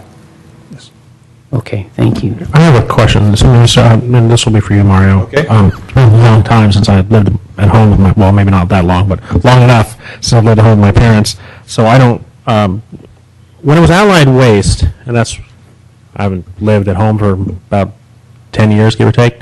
It's all been multifamily since then. We didn't recycle much in the fraternity, so let me go back to what I remember. You had 3 recycling bins, correct? You had paper, mixed paper, whatever it was, bottles, and then cans. Correct. And Three 18-gallon tubs. Yeah, and then you had a trash can. And a trash can, sometimes 2. And at some point when I came home visiting from college, this big green thing showed up where we got to put our grass that we cut. So that was the way it was under Allied Waste. So those 5, there were 3 little things, a big green one, and your trash can. Correct. And then now with, again, so I live in a multifamily, so we have gigantic trash cans and then the recycling. Now you have the single-stream recycling, which is the blue one. Where all 3 of those commodities go in one. Go in one. Okay, and you have the black, which is the garbage. Black is garbage. And you have the green, which is the compost. Correct. Okay, so there's less things to do now. That is absolutely correct. The pain is you have to space them. Space them, and they don't come up. They don't come near, because I used to, as a kid, I'd forget to take the trash out, and our garbage man would actually come and save me occasionally. Right. But so that's the way it is now. That is correct. Okay, I just wanted to get, because I was confused about. I thought it had gotten simpler because of the single stream recycling. Thank you. Absolutely. Okay, so that's why I wanted to make sure it was clear that it has gotten simpler to recycle, but now it's costing us because we're doing such a good job at it. Right. And the proof's in the pudding. Recycling is up 30%. Is there any way we could ever get the numbers from yourself or SBWA of what it would cost if we weren't doing this recycling? Because we keep hearing that the costs are dramatically different if we don't do this, but we never actually get numbers for that. Because, I mean, it would make it easier to make it more relevant, as Mr. Lewis said, to talk to people going, look, if we got rid of the recycling, we stopped doing the recycling, we'd have to hit you with a 40% increase every year. Or, is it only 1 or 2% difference? I think it makes it more real to people. I'll let Brian take a stab. Yeah, and I should mention one other thing about the notion of getting rid of recycling or even cutting it back. I should point out that 3 years ago, we were under a good faith order by the state. Well, I know whether it's illegal or not. That's not my question. I know it's illegal for us to do that, but we could be in the Daly City zone where the state tells us what to do. But we keep hearing that as a justification, so I'd really like to see the numbers that show that, because if you keep telling us, well, if we weren't doing this, we weren't doing these things, it would cost us so much more, but we never get the numbers on how much it would actually cost us, so it doesn't ring true to a lot of us unless you can give us some data. I hear what you're saying. That's something we could... Can I ask one more question? So part of the idea of doing organics, as I understand it, was to reduce the amount of methane in the main garbage. Is that right? Mm-hmm. So are we measuring that? Are we measuring that? And that was another metric I was thinking. We were saying how successful is the organic. You might be able to say, well, we've reduced methane gas by X, and that might be a correlation. That's a great point. I'm remiss in not pointing that out earlier, because the key behind the organics is that 23 times carbon dioxide is what is achieved when you recycle that. In other words, methane is generated from the decomposition of organics in the landfill, and that's 23 times more potent than carbon dioxide as a greenhouse gas. We can quantify those numbers, and a lot of agencies that have climate action plans do a lot of that work on the side. That's not something that we've done on an agency-by-agency basis. That is something that we could definitely provide you some statistics on, as far as what your impact is as a community on greenhouse gas savings. Yeah, and that would be great, because that was part of the reason we got behind it in the first place. And another question to add to the overall cost, and then we'll get to Mr. Royce, is we were told that this was going to slow the fill up of Ox Mountain. So Ox Mountain's rates aren't rising as fast as they supposedly would if we just kept filling it up, correctly? Or correct? We currently have a contract at Ox Mountain that goes through 2019. Okay. After that, to suffice it to say, all bets are off as far as what we might be paying in the future. Would we be able at some point to see a comparison to the rates at Ox Mountain compared to the rates in surrounding landfills so we could quantify that? Yeah, and a big component of that is going to be the freight. Yeah. In the distances driving the material there as opposed to the most convenient and closest location. So we can provide a survey of. I can imagine that the rate has a lot to do with it. Or could you guys show us the difference of how much it would cost for us to go to Ox Mountain to the next landfill? And because that's another key to this is we want to still be able to go to Ox Mountain. And once that fills up, we have to go another 30, 40, whatever miles it is to the next landfill, and then we have to pay that freight fee. We could do that, but the tricky part in that will be is in what rate do you assign at another landfill? For example, another community couldn't use our rate in that survey at Ox because we've negotiated that rate years ago, and it's a very preferential rate. So what rate should we use? A public gate rate at another landfill? That really might not provide an apples to apples. We could do it, but you could just show us the freight rate, just alone right there, what that would do to rates if we weren't doing all these things. I'm saying I'll put together that survey, but it's going to have, it's not going to be definitive. Okay. Mr. Royce? Yeah, just one. We talked a lot about the green bins. Just quickly about the blue. We had a lot of gain of value there because we had 3 bins. Now the glass and the paper and the cans all go in that one big, and it's big. People like it because it's big, it's got wheels, and it works well. Where we lost, though, and it hasn't been brought up, is the inefficiency. Could be 20-25% of cardboard. Because I see a lot of people on my street, before you used to get cardboard, you flatten it. When you flatten it, it gets down to nothing. Of course, there was a manual effort to pick up. Now, people get lazy, or it's hard to flatten, and so you only have half of a blue bin, but it ends up being 100% full because those top 2 or 3 boxes from Costco go on the top. And why flatten them? I got the room. So I do think when we talk about changes in like the blue bin, if we could go only every other week, I think there's an educational role and how we train our users. And Matt said we're doing more work. Well, maybe we'd have to do more work because 2 or 3 boxes kill the efficiency on the blue bin. That's a good point. To the recology people, and for us multifamily people, anytime someone buys a new TV, we all lose our recycling for that week, so it's a bit of a pain. So with that, we have public comment, unless you have any more questions, Mr. President? Mr. Crocott? No. Okay.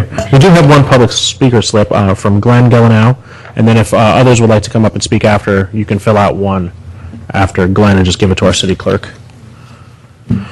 Thanks for staying with us tonight. It's been a long one. Thank you. And I'd like to thank you all for your earlier vote.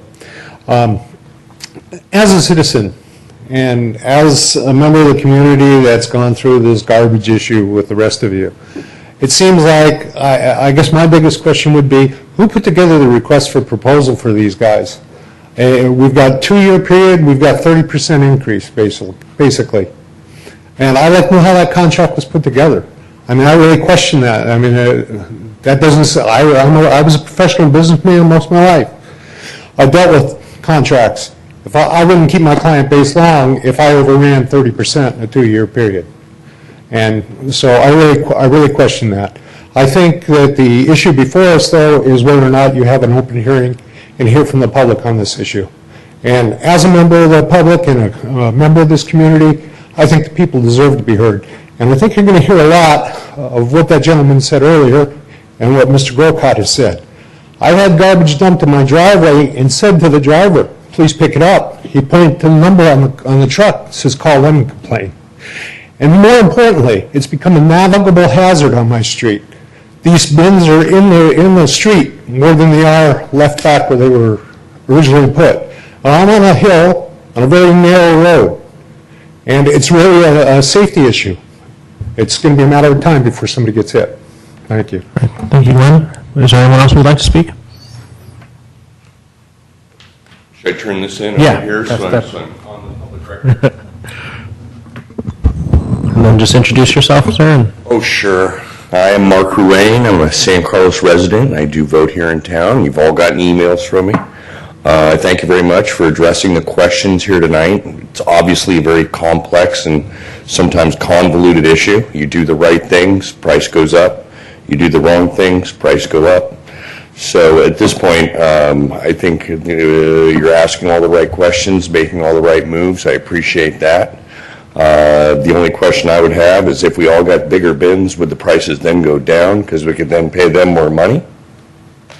There's a lot of questions that need to be asked, and I'm not sure if I understand the methane question because compostables go away anyway, right? We're all cutting grass, and methane gas is created naturally, so I don't understand whether it would be, blowing holes in the ozone that way, but there's a lot of complex issues with garbage, and I wish you good luck, and I will be attending future meetings of this because I had no idea there was this much information included in garbage collection, but I appreciate your time. Have a good night. Thank you, Mark. Mr. Moore, there was a question about the RFP process. If you could just give a 30-second rundown on how that happened. That was prior to my time, so I don't want to. Okay. Going back to, I believe it was 2005 or 6, we were having problems with the prior provider, Allied Waste, and so there was a desire on the part of many cities, both the elected officials and the residents, to go out to RFP because the service had not been to RFP in this county, as far as I could tell, as long as I'd been here and even longer. And so the city manager of Foster City, a guy named Jim Hardy, was the one that made the motion back in 2004 to begin looking at doing an RFP. And so that's how that process started. In terms of what we looked at in the RFP, is there was a discussion about do we ask for the exact same service we have today, or do we add enhancements, and very similar to the process we went through with fire, for example, in this city. And one of the things that we heard over and over again back then is this discussion we had earlier. People who moved to San Mateo County from other counties were used to getting more service. They were used to having, as you point out, fewer containers. They were used to having single stream. They were used to having food scraps, things that this county had never had. And so we went to the councils and we asked them not only about going out to RFP, but also do we ask for the same thing or do we enhance? And in 2007, this council had a presentation from Kevin McCarthy about that question. The recommendation was to go out to RFP, but also for enhanced services. And his estimate was that if we did go out, then in the first 2 years, the cost would go up by 15 to 30%. Now, obviously, in some cities, that has come to pass, like this city. In other cities, the cost has been higher than that. And ultimately, all 12 of the agencies said, yes, we want to go out, and yes, we want the additional services, and yes, we understand the cost could go up by up to 30% over 2 years.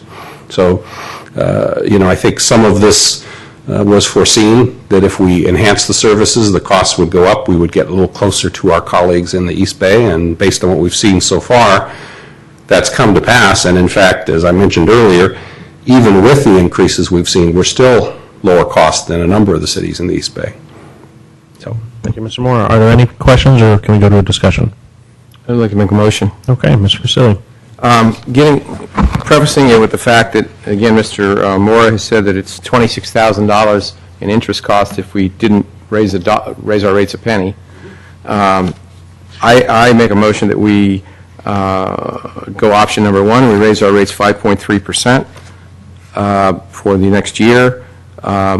Just rough math here that I'm doing, it's going to cost us another $11,440 about $11,440 in interest costs. Can I ask you one clarifying question? Sure. Would those rates be retroactive to January 1st? January 1st, because we don't want all your phone calls coming in. Okay. Yeah. No, I'm just going to make it January 1st. But 5.3%. And, as Mr. Lewis said about trying to flatten this out, I mean, I'm hoping, oh, wait, I heard that from you guys, Hope, that we can kick this so that we know we're going to have to come up with the other monies.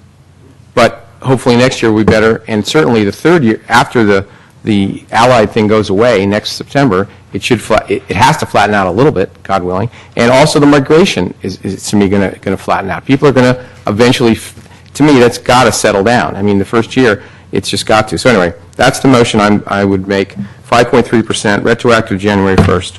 Is there a second for that motion? I'll second. Okay, we'll do some discussion. Mr. Grocott, do you have something? So you're grabbing your mic. Yeah, I do. I guess first, just some general comments.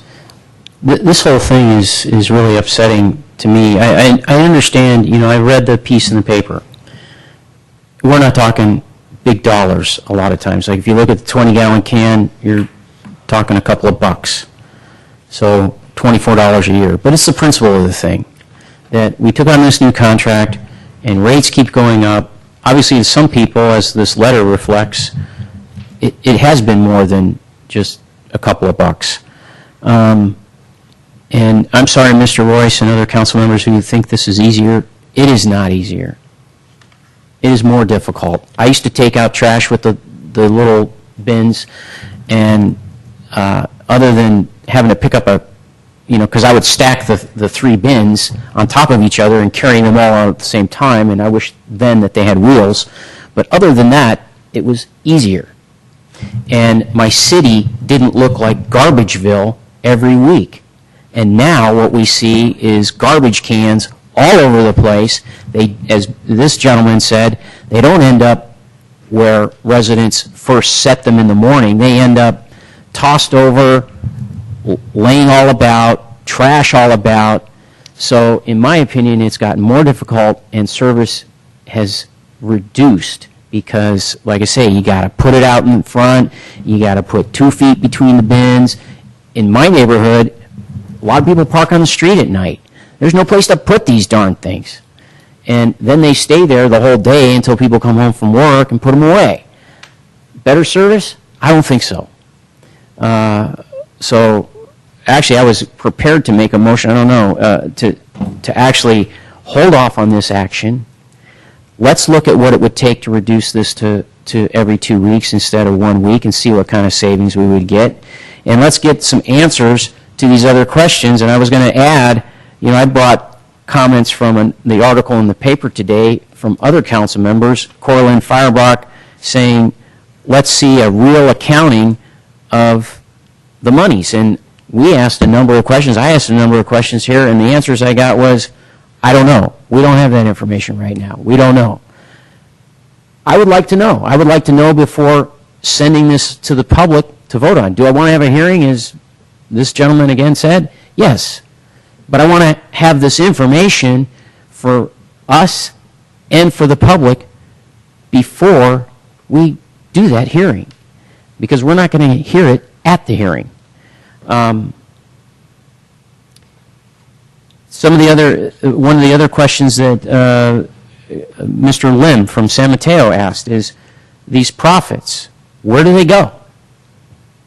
Because over there at SBWMA, from reading the article in the paper, it appears that it doesn't just stay with Recology, but it ends up at, let me put my glasses on so I can read this.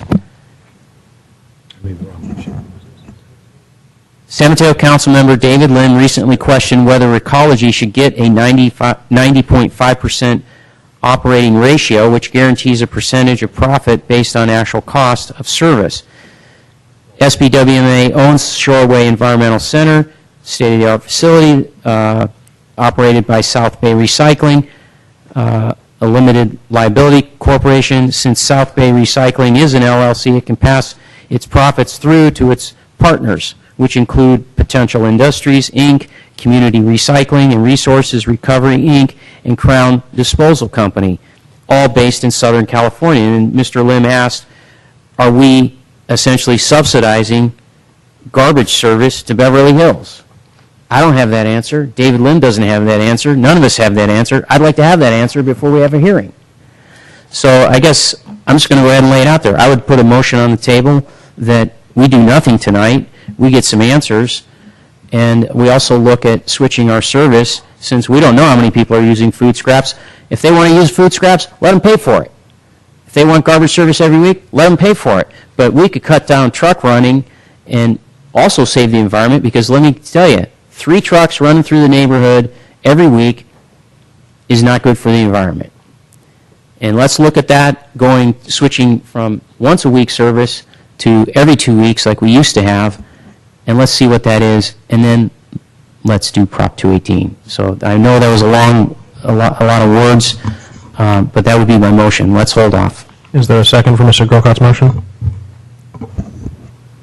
Seeing no second, the motion is not. Move on. Mr. Mayor, through the chair, I want to amend what I said. I'm sure Mr.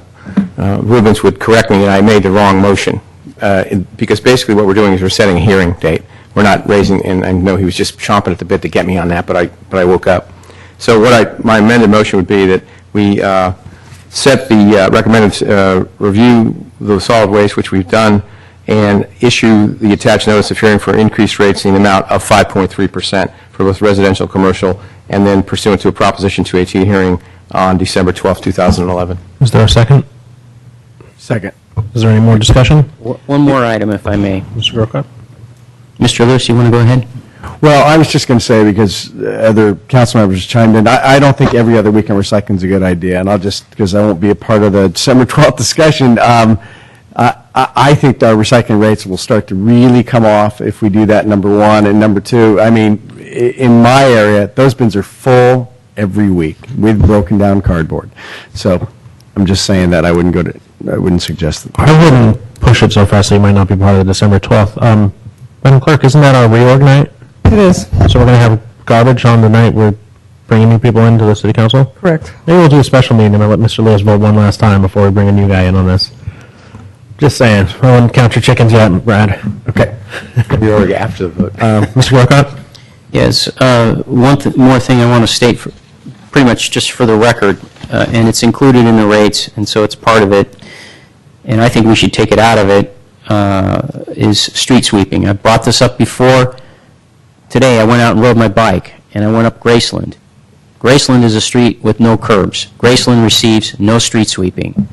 Heck, I live right down the street here.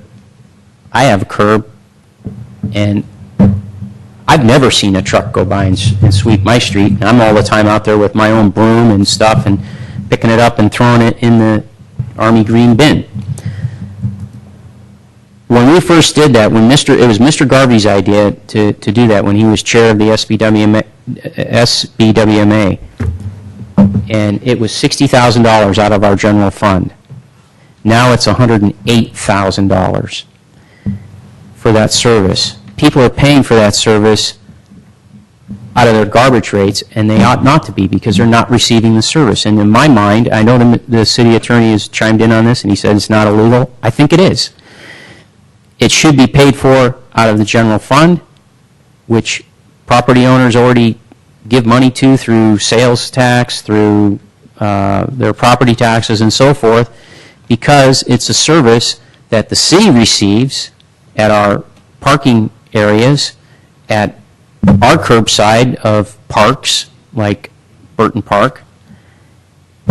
And you gave us a report on how much that costs. We've never had it in front of us, as I asked to have, so we could decide if we want to continue to do that or not, or at least pay for what we receive as a city out of that service and true it up a little bit. And it's never been on this dais, even though I asked for it. It went in a council report, a council newsletter that Mr. Moore wrote, but it never came to the dais. And I think it should.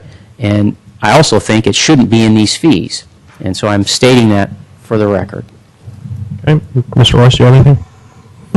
Yeah, just a couple quick thoughts. Just comment on Mr. Grocot's thought on streets cleaning. We do need to investigate that. There's a lot of streets that don't get cleaned, and how the cost is allocated and how the frequency is.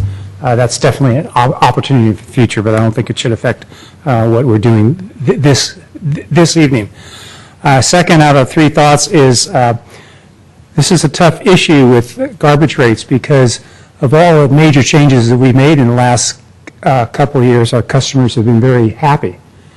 From Scott Marsher's comment, this morning, or this morning, a couple hours ago, wasn't that long ago, to some of my own personal observations of the startup service over the past year. It's been a rough year, and people see some of the benefit in it, but they also see some of the problems. And so we're not there yet. The overall service in San Carlos is mixed. And as it gets down to rates, I could support the proposal as given. The one issue I have is being from a financial point of view, being conservative. Being conservative is you want to make sure you charge enough, and that true up, I always like to be ahead of the game, that we're making sure we have enough to fund what the operation is. So, but other than that, yeah, those are my thoughts. Okay, I'm just going to add a couple before we vote, unless, do you have something to add, Mr. Castillo? I just wanted to make a comment, and I understand what Mr. Grocott is coming at in a lot of different ways. The difficulty that I see with garbage is that it's not an individualized thing. We can't say, you know, he fills his bucket up with food, so we're going to charge him X, and I don't, because you can't go to 7,900 or 8,000 doors and say, what would you like to do? It's just unfortunate. But that's a concept that it's basically everybody pays. Now, whether you want the food program, which I voted against, as I remember, or whether you want the hazardous waste program, which I voted against, as I remember, that's another issue. But those were my points. But the point is, they're out there, they're available to everybody. It's unfortunate, but there's no other way these gentlemen can pick up garbage. It's just, it doesn't work. It has to be a general thing. But I do hear your frustration. That's all I had to say. Okay, and I want to quantify things, because Mr. Grisillo, I'm going to vote no against your motion. And the reason is not because I don't believe the rates should be increased, but I believe we should increase them to what we really should set them to, not the kicking the can down the road. When it comes to me hearing, I'll look at it a fresh new, because we won't have alternatives like that. Right. But where we have these alternatives, I don't believe that's a proper alternative. Okay. But I understand reading newspaper quotes and reading emails and stuff. It's a lot of fun for politicians to blame Recology or blame SBWMA and stuff. But some of those quotes, they're coming from politicians who were told it's going to cost you this much more when you go to a new company. They understood that, and then they also choose to run up a bar tab on a former company. So, you know, with it all being said, you know, you have people saying we need a true accounting. Well, the reason you're going up 37% is you never paid your bills. That happens. You run up a bar tab, eventually the bartender's going to go, well, now you owe. So, when you look at that graph that was put up by Mr. Mora, there's a lot of towns in this county who just didn't pay their bill, and now it's coming due, and they're really upset about it, and they want someone to beat up about it, when in all fairness, it really comes down to the councils. This council was presented options in 2007. I wasn't here, but I'll take responsibility for it. The council voted. We're going to go with in a new direction, and we know it's going to cost us more. That happens. It's bad. I think there's a better way of doing it. I think we can work together with Recology and SBWMA to find ways to find efficiencies, to find ways to correct some of the complaints that the citizens are giving us that are actually fairly accurate, with pickups being early in the morning, with garbage being strewn around in the streets. That's not part of the contract. That's stuff that shouldn't happen and should be fixed. But I understand the costs are the costs, and you know, it's a tough economy and it's tough for people to swallow, but I'm not going to kick the can down the road. So I'm not voting, and I don't want this to imply in any way that I'm not voting to increase rates at all, because I don't think that's fair. Sure. I just don't think we're increasing them enough to keep up with what they actually cost, and that bill's going to come due next year, and everyone's just going to be bad next year, and why put it off? My thought on all of this is I always believed in flattening, as Ms. Lewis But you have faith that's going to happen. They mentioned the word hope first. I'm just picking up on hope. And this is just a no. Sorry, yeah, we're not voting on the rates tonight. We're just voting to set the hearing. Sorry, and I will be voting against setting that as the hearing. But yeah, that's the difference between you and I, Mr. Cassilli. You believe they're going to flatten out, and I'm a little worried they're not. Okay. So, Mr. Mayor, just because there's been a lot of discussion, and we have a resolution in your packet that has different numbers than what the motion is. So I just wanted to clarify that the resolution, instead of having in the third whereas 9.65%, it's going to be 5.3%. That's the motion if it passes. The motion if it passes. And the Exhibit A with the proposed rates that will be attached to the notice would, instead of having effective February 1st, 2012, it would be January 1st, 2012, and the proposed rate column on the far right would be modified to reflect the 5.3%. Yes, if it passes. Does he need to make another motion about that, or are we good? No, I'm just clarifying what the motion pending is. All right. Well, with that, Madam Clerk, can you call the vote? Or Madam Clerk, do I need to read the resolution? Oh, You don't, sir. You don't. Councilmember Grisilli? Yes. Councilmember Grocott? No. Councilmember Lewis? Yes. Councilmember Royce? Yes. Mayor Klein? No. Okay, and with that, we will be adjourning this meeting, and I'd like to adjourn this meeting in memory of Steve Jobs. Everyone have a good night.